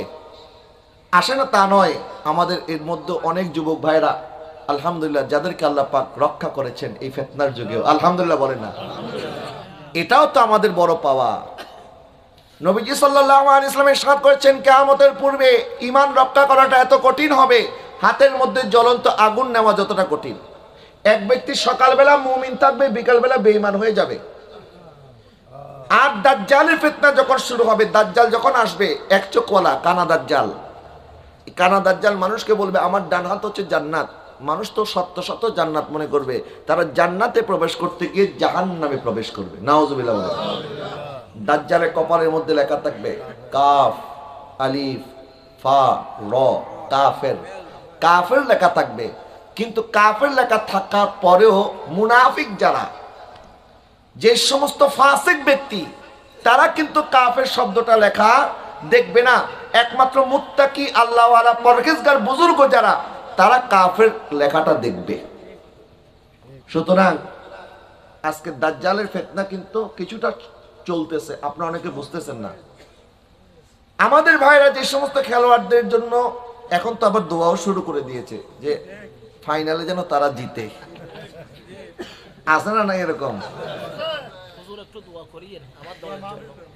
হুজুরদের কাছে দোয়া চায়, দোয়া করিয়েন আমার দলের জন্য। আচ্ছা, হুজুরদেরকে আমি বলি, আপনারা দোয়া চাইলে বলবে আগে বেশি করে হাদিয়া দাও। হাদিয়া নিয়ে এদের হেদায়েতের জন্য দোয়া করতে হবে, আল্লাহ তাদেরকে হেদায়েত দাও। তো এদেরকে যদি বলেন না দোয়ার দরকার নেই, পরে হাদিয়াও দিবে না, তো সব দিকে লস হওয়ার দরকার নাই। টাকা যেহেতু খরচ করতেছে, পতাকার জন্য খরচ করতে পারে, তো হুজুরদেরকে হাদিয়া দিলে অসুবিধা কি? প্যারে হাজরিন, এই সমস্ত খেলোয়াড়দের শরীরের মধ্যে আপনারা দেখবেন একটা ট্যাটু তারা আঁকে, এক চোখওয়ালা আছে না নাই এরকম? এক চোখওয়ালা কেন আঁকে? এটার কারণ হচ্ছে এই, নবীজি সাল্লাল্লাহু আলাইহি ওয়াসাল্লাম ইরশাদ করেছেন, কিয়ামতের পূর্বে আমার উম্মতকে বাঁচানোর জন্য আল্লাহ সুবহানাহু ওয়া তাআলা একজন পাঠাবেন, যার নাম হবে আমি নবীজির নামে মুহাম্মদ, যার বাবার নাম হবে আব্দুল্লাহ, মার নাম হবে আমেনা, আর সে হবে আমার বংশ হযরত ফাতেমার বংশে সে আসবে, আর তার টাইটেল হবে ইমামে মাহদি। সুবহানাল্লাহ বলেন। যিনি মুসলমানদের ইমাম হবে। আর অপর দিক দিয়ে ইহুদি যারা, তারা তো মুসলমানদের চিরশত্রু। বিধর্মীদের মধ্যে ইহুদিদের চাইতে জঘন্য শত্রু মুসলমানদের আর কেউ না। খ্রিস্টান বলেন, হিন্দু বলেন, আরো যত আছে ধর্মের অনুসারী, তাদের চাইতে সবচেয়ে মারাত্মক ইহুদিরা। তারা মুসলমানদেরকে বেশি কষ্ট দেয়, বেশি ঘৃণা করে, মুসলমানদের বড় শত্রু। তো কিয়ামতের পূর্বে ইমাম মাহদি যখন আসবেন, আর তখন ফিতনা শুরু হবে, দাজ্জালের ফিতনা। আর ইহুদিরা তাদের বাঁচার জন্য তাদের সামনে একটাই অপশন থাকবে, দাজ্জালের অনুসরণ করা। তখন তারা বাঁচার জন্য দাজ্জালের অনুসরণ করবে, এমনকি তারা পাথরের পিছনে আশ্রয় গ্রহণ করবে, কিন্তু দাজ্জালও তাদেরকে বাঁচাতে পারবে না। পাথরও পর্যন্ত বলে দেবে আমার পিছনে ইহুদি লুকিয়ে আছে, একটা সময় আসবে। কিন্তু ইহুদিরা মনে করে তাদেরকে কে রক্ষা করবে? দাজ্জাল। কে রক্ষা করবে? দাজ্জাল। যার কারণে তারা দাজ্জালের অপেক্ষায় আছে। মুসলমান আমরা ইমাম মাহদি আলাইহিস সালামের অপেক্ষায়, আর ইহুদিরা আছে দাজ্জালের অপেক্ষায়। যার কারণে তাদের অনুসারী যারা, ইহুদি যারা, তারা শরীরের মধ্যে দাজ্জালের চোখ অঙ্কন করে। আর আমার মুসলমানের ভাইরা, আমার মুসলমানের সন্তানরা যদি ওই সমস্ত দাজ্জালের চোখ অঙ্কনকারী খেলোয়াড়দের ফলো করে, আর এখন যদি দাজ্জালের যুগ শুরু হয়ে যায়, এখন যদি দাজ্জাল চলে আসে, দাজ্জাল যখন ফিতনার মধ্যে আপনাদেরকে ফলার জন্য বলবে আসো জান্নাতের দিকে, তখন বলেন তো তারা কি ঈমান রক্ষা করতে পারবে? কারণ এখন তো ঈমান দুর্বলই হয়ে গেছে। এই জন্য এই জমানাতে আপনাকে আরো জুহুদ করে থাকতে হবে, নফসকে কন্ট্রোল করতে হবে। যে খেলাধুলার জন্য, রং তামাশার জন্য আল্লাহ আমাদেরকে বানায় নাই। আল্লাহ সুবহানাহু ওয়া তাআলা ইরশাদ করেন, ওয়াল্লাযীনা হুম আনিল লাগহি মুরিদুন, যারা লাগ থেকে, অনর্থক কাজ, যেটা কোনো ফায়দা নাই, যে কাজের মধ্যে কোনো না আপনার দুনিয়াবি ফায়দা আছে না আখিরাতের ফায়দা আছে, সময় নষ্ট, সময় অপচয়, টাকার অপচয়। আজকে আমাদের দেশের মধ্যে অনেকে বলে আমরা গরিব দেশ। আমি বলি গরিব দেশ হইলে আমাদের দেশে এত টাকা কোত্থেকে আসলো যে কোটি কোটি টাকা আমার ভাইরা যে পতাকার জন্য খরচ করলো? তাহলে গরিব দেশ কেমনে হইলো আমরা?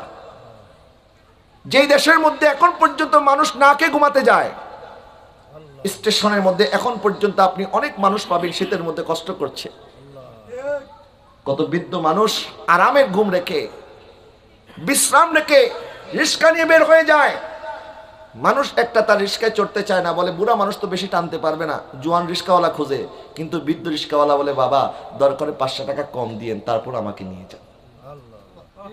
আপনি একবার চিন্তা করেন তো, এই মানুষটা তো এখন বিশ্রামের বয়স ছিল, তিনি কেন এসেছেন? এসেছেন এই কারণে হয়তো তার ঘরে তার স্ত্রী ক্ষুধার্ত আছে, তার সন্তানরা ক্ষুধার্ত আছে। রাস্তার মধ্যে কিছু মানুষ দেখতে পাবেন যারা ওজনের মেশিন নিয়ে বসে আছে। কেন বসে আছে? বলে 2 টাকা দিয়েন, একটু নিজের ওজনটা মেপে যান না। কেন আপনাকে বারবার বলে? কারণ সে ভিক্ষা চেতে চায় না, সে মানুষের কাছে হাত পাততে চায় না, সে কামাই করে খেতে চায়। কিন্তু কামাই করার মতো তো এখন আর তার শক্তি নাই, সামর্থ্য নাই। গরিব মানুষ কি করবে? যার কারণে কয়েকশো টাকা দিয়ে, কয়েক হাজার টাকা খরচ করে একটা ওজনের মেশিন কিনে এসছে, আর রাস্তার মধ্যে বসে আছে।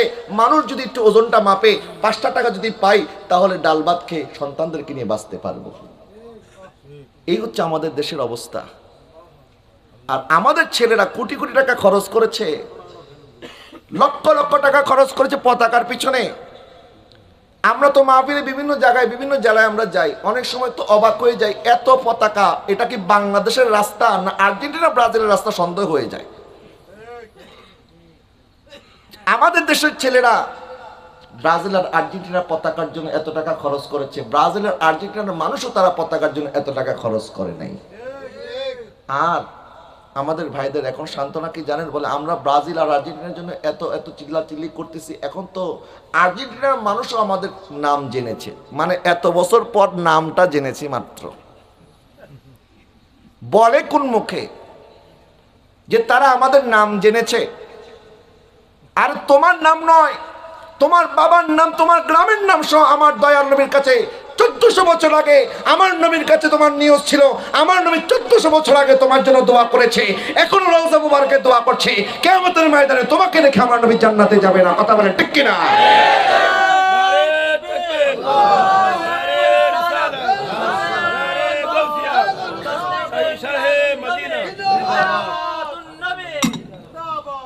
আমাদের লজ্জা হওয়া উচিত। আমরা কি করার দরকার ছিল আর এখন আমরা কি করছি?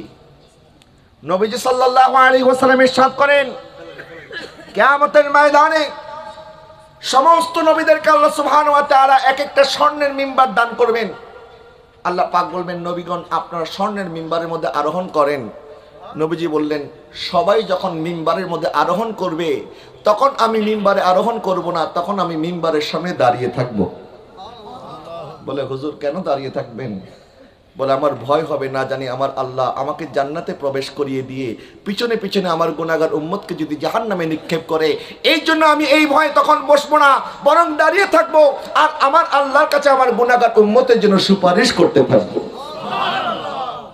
নবীজি সাল্লাল্লাহু আলাইহি ওয়াসাল্লাম ইরশাদ করেন, আল্লাহ সুবহানাহু ওয়া তাআলা প্রত্যেক নবী এবং রাসূলকে এমন একটা দোয়া দান করেছেন যেটা অবশ্যই কবুল হবে। নবীগণ মুস্তাজাবুদ দাওয়াত, তারপরেও আল্লাহ পাক প্রত্যেক নবীকে এই প্রটোকল দিয়েছেন, এই বিশেষত্ব দান করেছেন যে ওনারা একটা দোয়া এমন করবেন যে দোয়া করলে আল্লাহ অবশ্যই কবুল করবে। নবী ইরশাদ করেন, যত নবী রাসূল দুনিয়াতে এসেছে সমস্ত নবীগণ ওই দোয়া দুনিয়াতে করে ফেলেছে। আমি নবী ওই দোয়া করি নাই, আমি ওই দোয়াটা রেখে দিয়েছি কিয়ামতের ময়দানে আমার গুনাহগার উম্মতকে সুপারিশ করার জন্য। আর আমার উম্মতের জন্য আমি দোয়া করব কিয়ামতের ময়দানে। নবীজি সাল্লাল্লাহু আলাইহি ওয়াসাল্লামের কাছে আম্মা জান আয়েশা সিদ্দিকা রাদিয়াল্লাহু তাআলা বলেন, ইয়া রাসূলুল্লাহ, হুজুর আমার জন্য একটু দোয়া করেন। নবীজি হাত মোবারক তুলে দিলেন, আল্লাহুম্মা গফিরলি আয়েশা মা তাকাদ্দামা মিন যামবিহা ওয়া মা তাআখার ওয়া মা আসরাত ওয়া মা আলাত। আল্লাহ আমার আয়েশার আগের গুনাহ, পরের গুনাহ, প্রকাশ্য গুনাহ, গোপন গুনাহ, আল্লাহ সমস্ত গুনাহ মাফ করে দেন। আম্মা জান আয়েশা সিদ্দিকা রাদিয়াল্লাহু তাআলা দাঁড়িয়ে ছিলেন, দাঁড়ানো থেকে বসে পড়লেন, বসা থেকে শুয়ে পড়লেন, একটা গোট দিলেন। নবীজি বললেন, আয়েশা কি হয়েছে, এত খুশি কেন? বলে, হুজুর এত দামি দোয়া করেছেন এই জন্য খুশি হয়ে গেছি, মনটা বড় হয়ে গেছে, মনটা ভরে গেছে। আমার নবী বলে, আয়েশা আমি তো তোমার জন্য একবার দোয়া করেছি আর আমার উম্মতের জন্য দৈনিক 5 ওয়াক্ত নামাজের পরে 5 বার দোয়া করি। নবীজি সাল্লাল্লাহু আলাইহি ওয়াসাল্লাম ইরশাদ করেন, আমার কাছে এক ফেরেশতা আসছে, জামিয়া তিরমিজির হাদিস।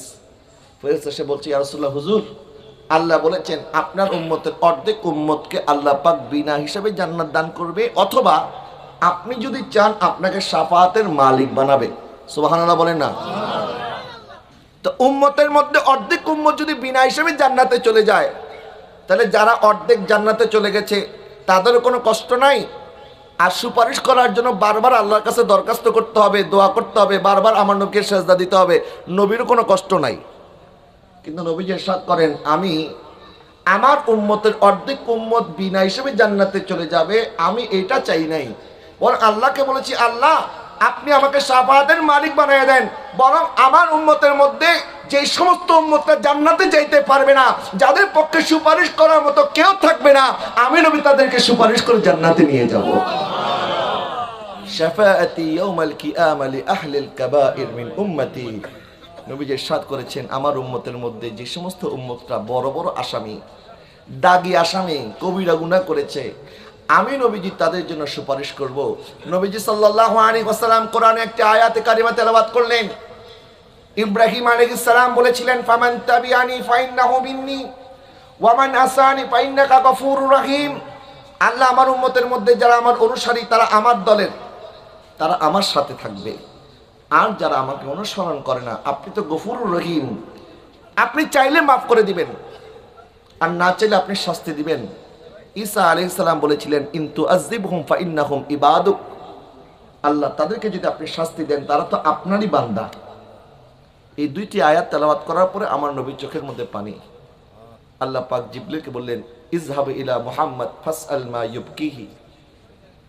জিবরিল আমার নবীকে জিজ্ঞাসা করে আমার নবীজি কেন কান্না করছেন। জিবরিল আসার পরে নবীজি বলছেন আল্লাহুম্মা উম্মতি, আল্লাহুম্মা উম্মতি, আল্লাহ আমার উম্মত, আল্লাহ আমার উম্মত। বলে আল্লাহ আমার দাদা ইব্রাহিম খলিলুল্লাহ উম্মতকে দুই ভাগে ভাগ করেছেন, নেককারদেরকে নিজের সাথে রেখেছেন আর গুনাহগারদেরকে আপনার রহমতের হাওয়ালা করে দিয়েছেন। আর আমিও আমার উম্মতকে দুই ভাগে বিভক্ত করলাম। আমার উম্মতের মধ্যে নেককার যারা তাদেরকে আল্লাহ আপনাকে দিয়ে দিলাম, আর গুনাহগারদেরকে আমার রহমতের চাদরে আশ্রয় দিলাম। আর আল্লাহ বলেন ওয়া রাফা'না লাকা, শান দেনে ওয়ালা আমি, लेने वाला अपनी, जिक्र करने वाला আমি, যার জিকির করি তিনি হচ্ছেন আপনি।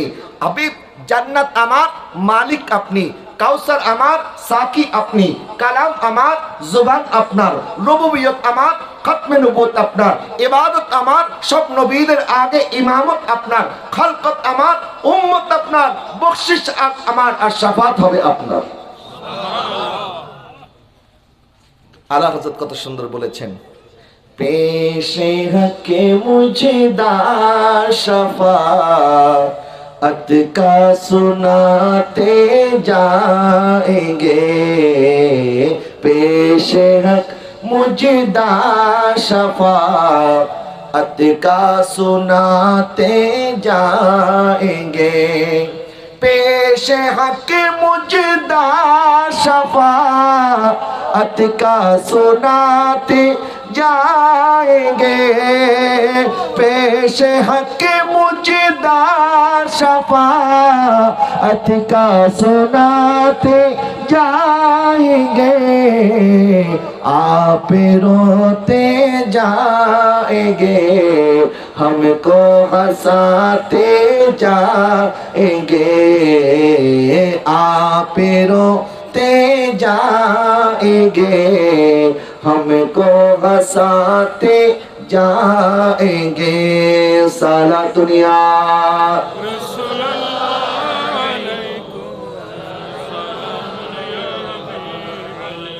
साला दुनिया रसूलुल्लाह अलैकुम सालामुनिया।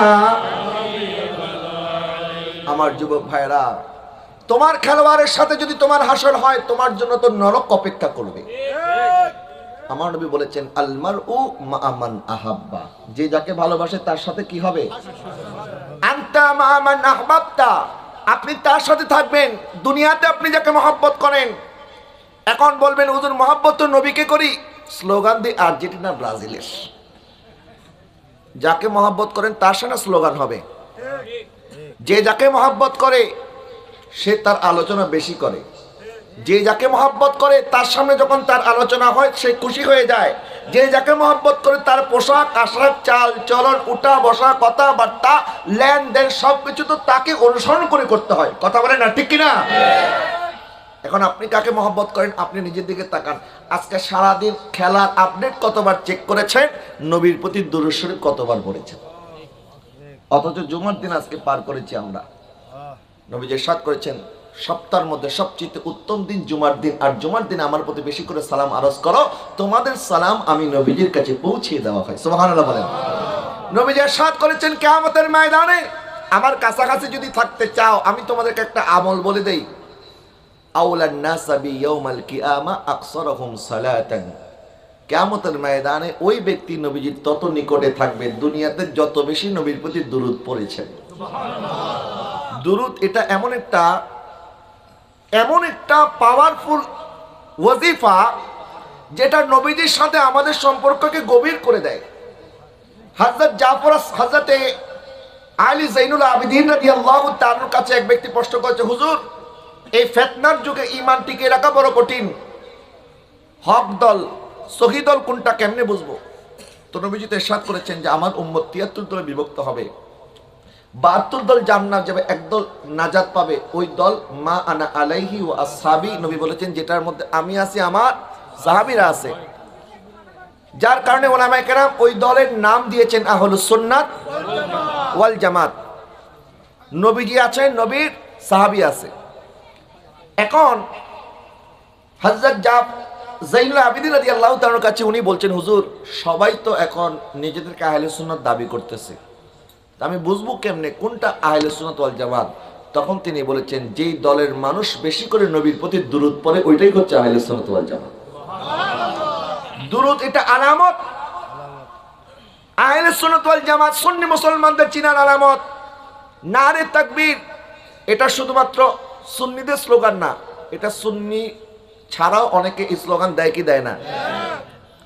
যেমন মুসাইলামাতুল কাজ্জাবের বিরুদ্ধে যখন যুদ্ধের জন্য সাহাবায়ে কেরাম গিয়েছেন, সাইয়েদনা আবু বকর সিদ্দিক রাদিয়াল্লাহু তাআলা জামানা চলছে, হযরত খালিদ ইবনে ওয়ালিদ রাদিয়াল্লাহু তাআলা আনহু যুদ্ধের নেতৃত্ব দিচ্ছেন, আর এইদিকে সাহাবায়ে কেরামের নারে আল্লাহ আল্লাহ লা ইলাহা ইল্লাল্লাহ তারাও আল্লাহর স্লোগান দিচ্ছে, আর অপর দিক দিয়ে মুসাইলামাতুল কাজ্জাবের অনুসারী যারা তারাও আল্লাহর স্লোগান দিচ্ছে, তারাও লা ইলাহা ইল্লাল্লাহ বলতেছে।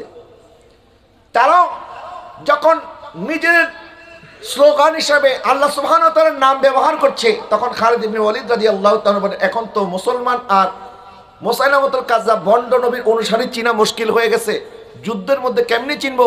তখন তারা বলা শুরু করলো, ইয়া মুহাম্মাদা ইয়া মুহাম্মাদা ইয়া মুহাম্মাদা। সাইয়েদনা আবু বকর সিদ্দিক রাদিয়াল্লাহু তাআলা জামানা থেকে হক দল চিনার আলামত হচ্ছে যারা নবীর স্লোগান দেয় তারা হচ্ছে আহলে সুন্নাত ওয়াল জামাত। জোরে বলুন সুবহানাল্লাহ।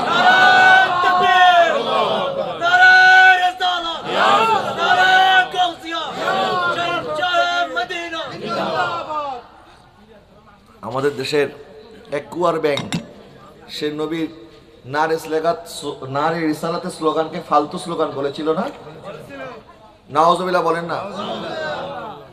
অথচ তাদের পীরের হাত পাকা একটা প্রতীক আছে না, তারা হাত পাকার স্লোগান মারে, নিজের পীরের স্লোগান দেয়, নিজের দরবারে স্লোগান দেয়, নিজে যখন অতিথি হিসাবে মঞ্চে ওঠে তখন আগা করে স্লোগান চলে, তখন তারা বেদাত বলে না, ফালতু স্লোগান বলে না, নবীর স্লোগানকে ফালতু স্লোগান বলে।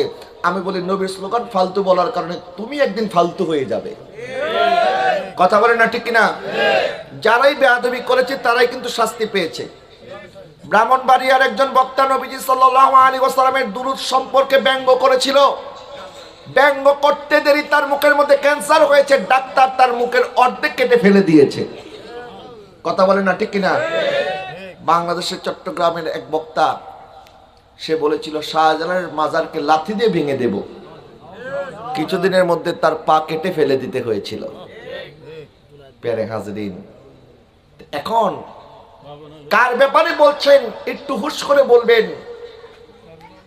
যার ব্যাপারে আপনি বলছেন আল্লাহর নামের পাশে রাসূলের স্লোগান আপনার কাছে ভালো লাগে না, কিন্তু আল্লাহ পাক বলেন ইজা যুকিরু যুকিরতা মাই, যেখানে আমার জিকির সেখানে আমার নবীর জিকির। হাসান বিন সাবিত রাদিয়াল্লাহু তাআলা আনহু বলেন আগরু আলাইহি লিন-নবুওয়াতি খাতামুন মিনাল্লাহি নূরুন ইয়ালুহু ওয়া ইশহাদু ওয়া দাম্মা ইলা ইসমিন নবিহি ইলা ইসমিহি ইজা ক্বালা ফি কামসিল মুআজ্জিন ওয়াশহাদু ওয়া শাক্কা লাহু মিন ইসমিহি লিউজিল্লাহু ফাযুল আরশি মাহমুদুন ওয়া হাযা মুহাম্মাদুন। জোরে বলো না সুবহানাল্লাহ। মুহাম্মাদে মুস্তাফা সাল্লে আলা, তুমি বাদশারো বাদশাহ কামলি ওয়ালা। মুহাম্মাদে মুস্তাফা সাল্লে আলা, তুমি বাদশারো ताराने वाला नबी बचाने वाला, ताराने वाला नबी बचाने वाला। मोहम्मद मुस्तफा सल्ले आला, तुमी बादशारो बादशाह। আমি বলছিলাম তখনকার সময়ে সাইয়েদনা আবু বকর সিদ্দিক রাদিয়াল্লাহু তাআলা জামানা থেকে সাহাবায়ে কেরাম বলে আমাদের যুগে ইসলামের শান হয়ে গেছে, ইসলামের নিদর্শন হয়ে গেছে ইয়া মুহাম্মাদা বলা। নবীর স্লোগান তখন থেকে শুরু, এটা কোনো আমাদের আবিষ্কার নয়, এটা হুজুর সৈয়দ আহমদ শাহ শ্রীকুটি আমাদেরকে নতুন করে দেয় নাই, আল্লামা তাইয়্যিব শাহ রাহমাতুল্লাহি আলাইহি নতুন করে দেয় নাই, এটা জামিয়া থেকে শেখানো হচ্ছে না, বরং সাহাবায়ে কেরামের যুগে মসজিদ নববী থেকে সাইয়েদনা আবু বকর সিদ্দিক আমাদেরকে শিক্ষা দিয়েছেন। হাসান বিন সাবিত উনি তো নবীজির সাহাবী রাদিয়াল্লাহু তাআলা আনহু, নবীজির সামনে কাসিদা পেশ করছেন, বলে আল্লাহ পাক আল্লাহর পক্ষ থেকে যে নূর পাঠিয়েছে এই নূর আমরা পেয়ে ওই নূরের প্রতি ঈমান এনেছি। আর যেই নবীকে নবী হিসাবে আল্লাহ প্রেরণ করে এমন সম্মান দিয়েছেন, আল্লাহ নিজের নামের পাশে তার হাবিবের নামকে বসিয়ে দিয়েছেন। এটা অন্য কোনো নবীর শান নয়। অন্য কোনো নবীর নামকে আল্লাহ পাক নিজের নামের সাথে স্থান দেয় নাই। অন্য কোন নবী এবং রসুলকে আল্লাহ সুবহানাহু ওয়া তাআলা এইভাবে সম্বোধন করেন আমার রসুলকে যেভাবে সম্বোধন করেছেন। যেমন কোরআনের বিভিন্ন জায়গায় ইয়া নূহ এসেছে, ইয়া ইয়াহইয়া এসেছে, ইয়া জাকারিয়া এসেছে, ইয়া ঈসা এসেছে, ইয়া মূসা এসেছে, কিন্তু ইয়া মুহাম্মদ বলে না এসেছে। এসেছে কি ইয়া আইয়ুহাল মুজাম্মিল, ইয়া আইয়ুহাল মুদ্দাসসির, তাহা মা আনজালনা আলাইকাল কুরআনা লিতাশকা, ইয়াসিন ওয়াল কুরআনিল হাকীম। যেখানে এসেছে ইয়া আইয়ুহান নাবিয়্যু ইন্না আরসালনাকা শাহিদাও ওয়া মুবাশশিরাও ওয়া নাযীরা ওয়া দাঈয়ান ইলাল্লাহি বিইজনিহি ওয়া সিরাজাম মুনীরা। জোরে বলেন না সুবহানাল্লাহ। কভি ইয়াসিন কভি তাহা কভি ওয়াল্লাইলা जिनकी कसमें मेरा रब खाता है, जिनके कसमें मेरा रब खाता है, कितने दिलकश मेरे महबूब की सूरत होगी। सुबहानाल्लाह बोलें। হাসান বিন সাবিত বলেন তোমাদের যদি সন্দেহ হয় তোমরা আযানের দিকে লক্ষ্য করো। যখন মুয়াজ্জিন বলে আশহাদু আল্লা ইলাহা ইল্লাল্লাহ, সাথে সাথে বলতে হয় আশহাদু আন্না মুহাম্মাদার রাসূলুল্লাহ সাল্লাল্লাহু আলাইহি ওয়াসাল্লাম। যারা আল্লাহর নামের পাশে মুহাম্মদ নাম পড়াকে শিরিক বলে, বেদাত বলে, আমি আপনাদেরকে বলবো মদিনাতুল মুনাওয়ারায় আপনারা যাবেন। মদিনাতুল মুনাওয়ারায় নবীজির রওজা মুবারকের সামনে একটা জায়গা আছে যেখানে আহলে সুফফারা বসতেন। এই জায়গাটা একটু উঁচা জায়গা, অন্যান্য জায়গার চেয়ে এই জায়গাটা একটু উঁচা, যেখানে 70 জন থেকে শুরু করে 400 জন সাহাবায়ে কেরাম আহলে সুফফার সদস্য যারা হযরত আবু হুরায়রা রাদিয়াল্লাহু তাআলা ওনারা এখানে বসে ইবাদত বন্দেগী করতেন, এখানে ওনারা বসে থাকতেন, এখানে ওনারা ইবাদত বন্দেগী করতেন। ঠিক এটার উপর দিকে আপনারা একটু লক্ষ্য করবেন, ওই জায়গার মধ্যে মসজিদ নববীর বিমের উপরে সেখানে এখনো আরবি ক্যালিগ্রাফিতে একসাথে আল্লাহ পাশাপাশি মুহাম্মদ লেখা আছে। এই ওয়াহাবিরা তো অনেক কিছু ধ্বংস করেছে, জান্নাতুল বাকির মাজার শরীফগুলি ধ্বংস করে দিয়েছে। হযরত খাজাতুল কুবরা রাদিয়াল্লাহু তাআলা আনহার ঘর মোবারক ভেঙে এখানে টয়লেট বানিয়েছে। নাউজুবিল্লাহ, যারা বলেন না নাউজুবিল্লাহ। এরপরে হযরত ওমর রাদিয়াল্লাহু তাআলা আনহুর ঘর যেটা জাবালে ওমর, ওখানে এখন 5 স্টার হোটেল বানিয়েছে। মক্কার মধ্যে ক্লক টাওয়ার যেটা দেখেন এটা ছিল হযরত সাইয়েদনা আবু বকর সিদ্দিক রাদিয়াল্লাহু তাআলার বাড়ি। এই বাড়ি পর্যন্ত ভেঙে ফেলেছে। পাশেই জাবালে আবু কুবাইস একটা পাহাড়, যে পাহাড়ে দাঁড়িয়ে নবীজি চাঁদ দ্বিখণ্ডিত করেছেন, যেই পাহাড়ের মধ্যে দাঁড়িয়ে নবীজি সাল্লাল্লাহু আলাইহি ওয়াসাল্লাম নবুয়তের এলান করেছেন, যেই পাহাড়ের মধ্যে দাঁড়িয়ে ইব্রাহিম আলাইহিস সালাম হজের ঘোষণা দিয়েছেন, এই পাহাড়ের মধ্যে তারা নিজেরা থাকার জন্য রাজা বাদশাদের জন্য 5 স্টার হোটেল বানাইছে। নাউজুবিল্লাহ বলেন না। তো তারা অনেক কিছু ধ্বংস করে দিয়েছে, কিন্তু এখনো অনেক কিছু আছে। যারা যায় আপনারা এরকম হক্কানি আলেমদের সাথে যাবেন, যেন ওনারা ঘুরিয়ে ঘুরিয়ে আপনাদেরকে এগুলি দেখাতে পারে। খালি গেলেন আর আসলেন, কোথায় কি আছে না আছে বরকত হাসিল করতে পারলেন না, তা আসা যাওয়ার পরিপূর্ণ হকটা আদায় হবে না। এই জন্য সুন্নি আলেমের সাথে যাবেন। আর ওয়াহাবিদের সাথে যদি যান তাহলে ওয়াহাবিরা তো মক্কা শরীফ নিয়ে বলবে মদিনা শরীফ যাওয়ার দরকারই নাই। নাউজুবিল্লাহ বলেন না। নবীজি সাল্লাল্লাহু আলাইহি ওয়াসাল্লাম ইরশাদ করেছেন মান হাজ্জা ওয়ালাম ইয়াজুরনি ফাকাদ জাফানি, যে ব্যক্তি হজ করার জন্য মক্কায় এসেছে কিন্তু মদিনায় আসে নাই, সেজন্য আমার প্রতি জুলুম করেছে। নাউজুবিল্লাহ বলেন। আল্লাহ পাক ইরশাদ করেন ওয়ালাউ আন্নাহুম ইযলামু আনফুসাহুম জাউকা ফাস্তাগফিরুল্লাহ ওয়াস্তাগফারা লাহুমুর রাসূল লাওয়াজাদুল্লাহ তাওয়াবার রহিমা।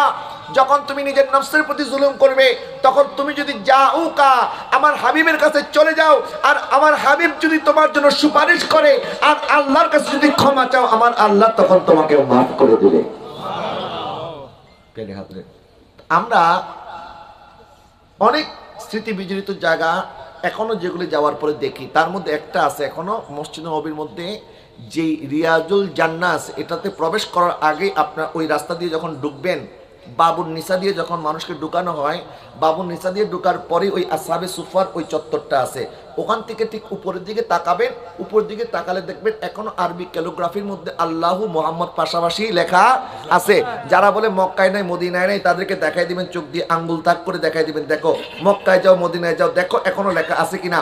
এখন পর্যন্ত মসজিদে নববীর মধ্যে যখন আজান হয়, আজানের সময় মুয়াজ্জিন যখন বলে আশহাদু আন্না মুহাম্মাদার রাসূলুল্লাহ সাল্লাল্লাহু আলাইহি ওয়াসাল্লাম, হযরত বেলাল যেই জায়গার মধ্যে আজান দিত ওই জায়গাটা এখনো আছে। রিয়াজুল জান্নার উপরের মধ্যে একটা ছাদ আছে, ছাদের উপরে এখনো মুয়াজ্জিন আজান দেয়। আর ওখানে বসে আছে ওই মসজিদ নববীর মুতাওয়াল্লির বংশধর যারা, তারা এখনো জীবিত আছে, ওই জায়গার মধ্যে তারা বসে থাকে। আর যখন আশহাদু আন্না মুহাম্মাদার রাসূলুল্লাহ উচ্চারিত হয়, তখন আমার নিজের চোখে আমি দেখেছি তারা মুখের মধ্যে আঙ্গুলের মধ্যে চুমুকে চোখে লাগিয়েছে। এখনো আছে না নাই? আপনি মক্কা শরীফে যাবেন, সেখানে শেখ আলবী আল মালিকি রহমতুল্লাহি আলাইহি ওনার বংশধর, ওনার সাহেব যারা এখনো আছে, ওখানে ঘন্টার পর ঘন্টা মিলাদ কিয়াম হয়। শাহরে মনসুরের মধ্যে সারা রাত এখানে মিলাদ কিয়াম হয়। আমরা করি তো অল্প কতক্ষণ, 5 মিনিট 10 মিনিট 15 মিনিট, এরপর আমাদের পা ব্যথা শুরু হয়ে যায়। আর ওনারা সারা রাত দাঁড়িয়ে দাঁড়িয়ে মিলাদ কিয়াম করে। সুবহানাল্লাহ বলেন না? এগুলি জানার জন্য আপনাদেরকে একটু ঘুরতে হবে। যারা কুয়ার ব্যাং, যাদের জাল ফাঁকা, যতই চেষ্টা করুক তাদের জালে কখনো মাছ উঠবে না। ইমাম জালালউদ্দিন সুয়ুতি, ইমাম ইবনে হাজার আসকালানি, ইমাম গাজ্জালি, ইমাম বদরুদ্দিন আইনি, এরকম জগৎ বিখ্যাত মুহাদ্দিস মনীষী যারা, এরা কি ওয়াহাবি না সুন্নি? বলেন ওয়াহাবি না সুন্নি? ইমাম শাফি, ইমাম মালিক, ইমাম আহমদ ইবনে হাম্বল, ইমাম আযম আবু হানিফা রাহমাতুল্লাহি আলাইহি, ওনারা কি ওয়াহাবি না সুন্নি? তাহলে উলামায়ে কেরামের ধারা এটা সুন্নিয়তের ধারা। কিসের ধারা? সুন্নিয়তের ধারা।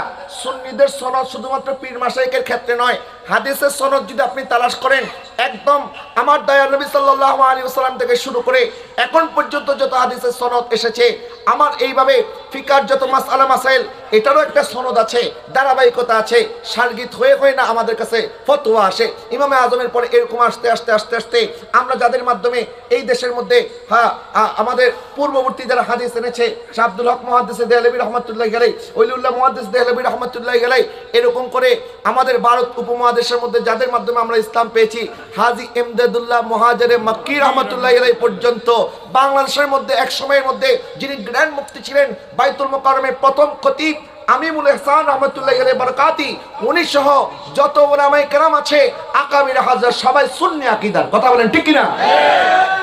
আর এই সমস্ত ওয়াহাবি নজদি যেগুলি এসেছে, এগুলি তো সৌদি আরবে পয়সা খেয়ে মাত্র এসেছে, এদের ইতিহাস মাত্র কয়েক বছর।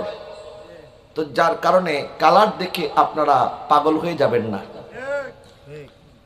আমার আব্বা হুজুর বলতেন একটা কথা, নবীর দুশ্মন আছে যত, কথা বলবে মধুর মতো। নবীর দুশ্মন আছে যত, কথা বলবে মধুর মতো। মিঠা মিঠা কথা বলে, মিঠা মিঠা কথা বলে নিয়ে যাবে ঈমান। আশিক বিনে কে বুঝিবে দয়াল, আশিক বিনে কে বুঝিবে দয়াল নবীর শান। প্রেমিক বিনে কে বুঝিবে দয়াল নবীর শান। বোঝার জন্য নবীর আশিক হওয়া দরকার আছে না নাই? আল্লাহু আকবার, নারে তাকবীর, আল্লাহু আকবার, নারে রিসালাত, ইয়া রাসূলুল্লাহ, নারে গাউসিয়া, সুন্নাতুল মিলাদুন নবী জিন্দাবাদ, উম্মায়ে আহলে সুন্নাত জিন্দাবাদ। প্রিয় হাজরিন, আমি আপনাদের কাছে করজোরে মিনতি করছি, বর্তমান সোশ্যাল মিডিয়ার যুগ, যেখান সেখান থেকে ফতোয়া তালাশ করবেন না। কারণ আপনি যখন গুগলে সার্চ করবেন, সেখানে অনেক হিন্দুদের কথাও চলে আসতে পারে না, বিধর্মীদের কথাও আসতে পারে না। এখন আপনি জানেন না, শোনেন না, আপনি সার্চ করলেন একটা, আসলো আরেকটা, আর যেটা আসছে এটাই যদি আপনি পালন করা শুরু করেন, যাচাই নাই বাচাই নাই, যে কোনো বক্তার বক্তব্য আপনি যদি মনে করেন ফেসবুক আর ইউটিউবের মধ্যে যাদের ভিডিওর ভিউজ বেশি, আমি এটাই শুনবো, যেহেতু বেশি মানুষ শুনেছে, তো কারবালার ময়দানে তো বেশি মানুষ তো এজিদের পক্ষেই ছিল। কথা বলে না ঠিক কিনা? তো তখন তো মাত্র সাহাবায়ে কেরামের যুগ শেষ হয়, তাবিঈনদের যুগ শুরু হয়েছে। তো তখনই যদি মানুষ এত ফিতনার মধ্যে পড়তে পারে, এখন তো 1450 বছর পর আমরা আসছি, এখন কি ফিতনা কি কমেছে না আরো বেড়েছে? এজিদিদের সংখ্যা কি কমতেছে না বাড়তেছে? বাড়তেছে। তো সুতরাং সংখ্যা বেশি থেকে দৌড়াবেন না, বরং কোরআন এবং হাদিস যাচাই বাছাই করবেন। ওলামায়ে কেরাম, আমাদের বুজুর্গ, আমাদের পূর্ববর্তী আলেমরা তারা কি পালন করেছেন, কি মেনেছেন। যারা বলে মিলাদুন নবী পালন করা বেদাত, আমি বলি মিলাদুন নবীর বিরোধিতা করা বেদাত।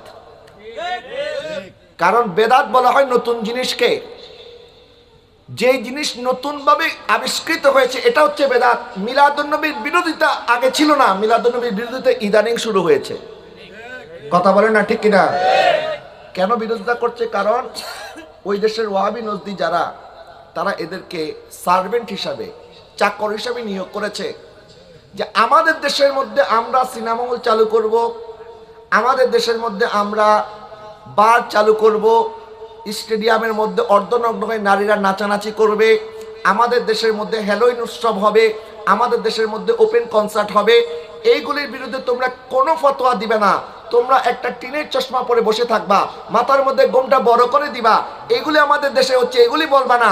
বরং বাংলাদেশের মধ্যে মানুষ জষ্টে জুলুসের মধ্যে ইয়া নবী সালাম আলাইকা বলে, নবীর জন্য জীবন দেওয়ার জন্য রাস্তার মধ্যে নামে, তখন তোমরা তাদেরকে দলে দলে বেদাতি মুশরিক ফতোয়া দিয়ে জাহান্নামী ফতোয়া দিবা। নাউজুবিল্লাহ বলেন না? তো তুমি দাম্মামে বসে বসে ঢাকার খবর কেন নাও, চট্টগ্রামের খবর কেন নাও? দাম্মাম থেকে তো রিয়াদ বেশি দূরে না, এটার বিরুদ্ধে ফতোয়া দাও না কেন? কারণ ফতোয়া দিলে তো চাকরি থাকবে না, টাকা আসবে না।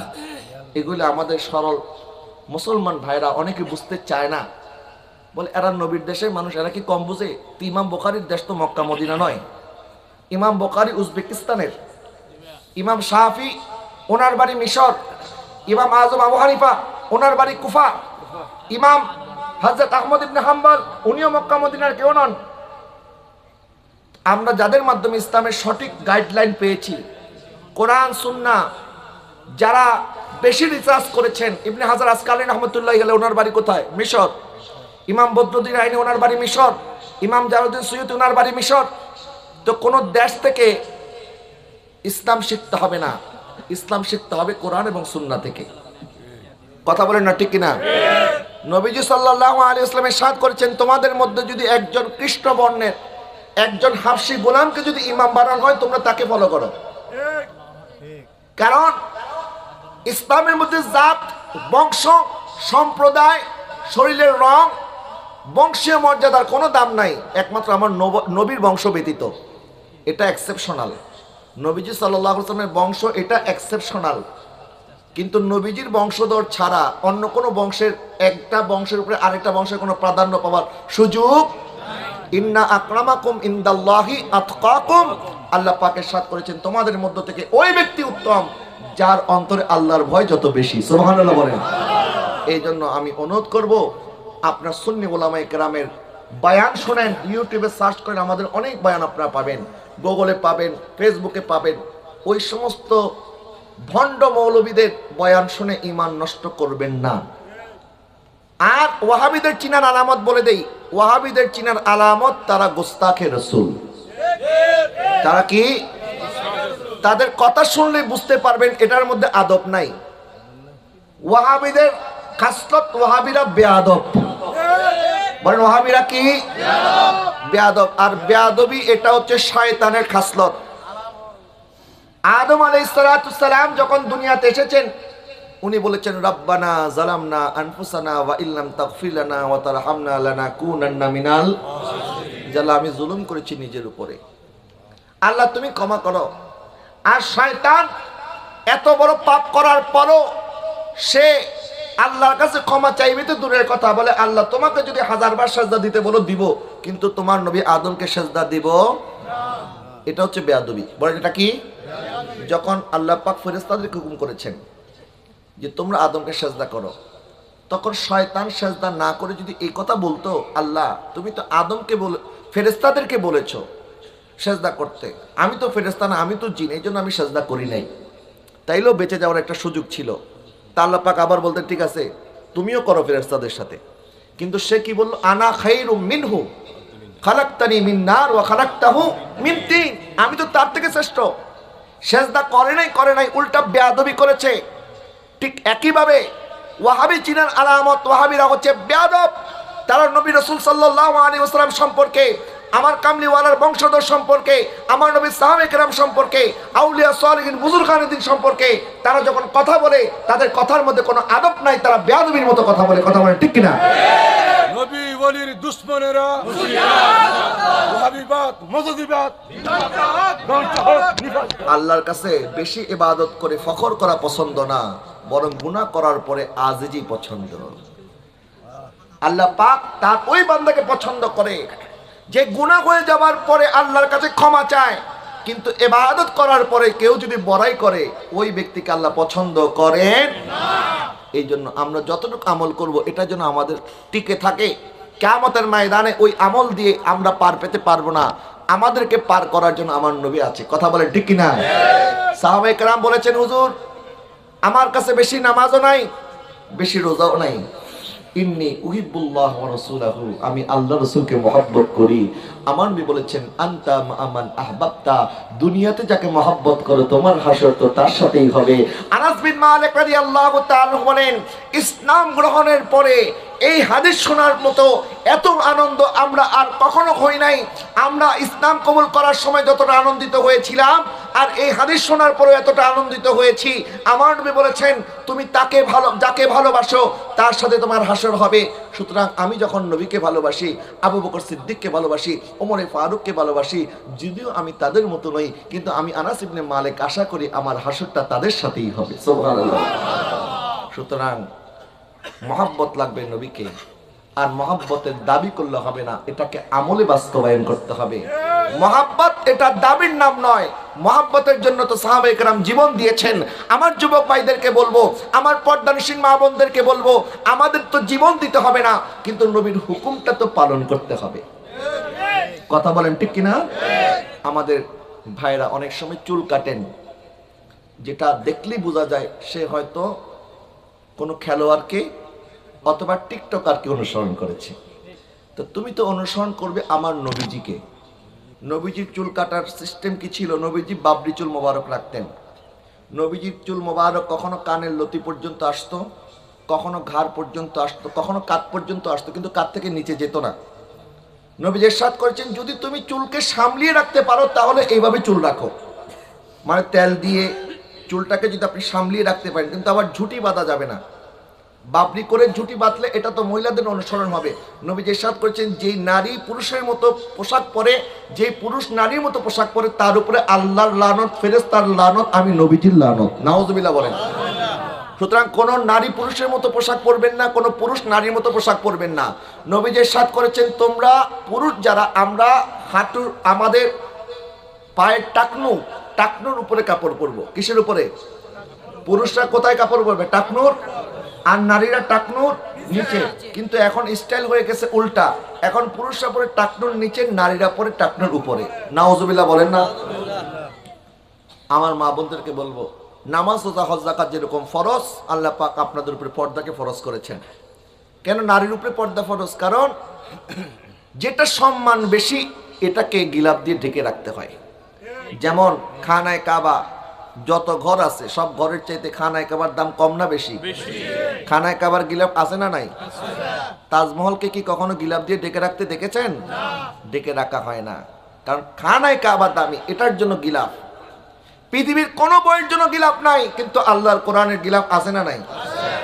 যখন 60 টাকার গজের কাপড় এটা দিয়ে গিলাফ বানানো হয়, এই গিলাফটা যদি কোনো কারণে টেবিল থেকে নিচে পড়ে যায়, আমরা এই গিলাফকে চুমু খাই, চোখে লাগাই, মাথায় লাগাই, কিরে মাত্র তো 60 টাকা। বলে হুজুর এটা তো টাকা দিয়ে কিনা যাবে না, এটার সম্পর্ক কোরআনের সাথে, এই জন্য গিলাফের দাম বেড়ে গেছে। তো দামি জিনিসের সাথে সম্পর্ক লাগার কারণে দেখেন, কোরআনের যেমন গিলাফ আছে, কাবার যেমন গিলাফ আছে, এই জন্য নারীর পর্দা, নারীকে ঢেকে রাখতে হবে। এটা নারীর সৌন্দর্য, এটা নারীর গিলাফ, এটা নারীর মর্যাদা।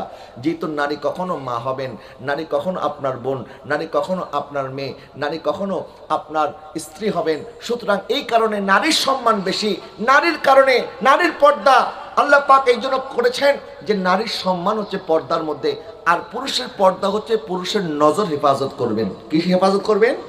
নজর হেফাজত করবেন। মনে রাখবেন, যার নজর পবিত্র নয় তার কিছুই পবিত্র নয়। নজর যখন পবিত্র হবে দিলের মধ্যে সুকুন আসবে, আল্লাহর রহমত আসবে।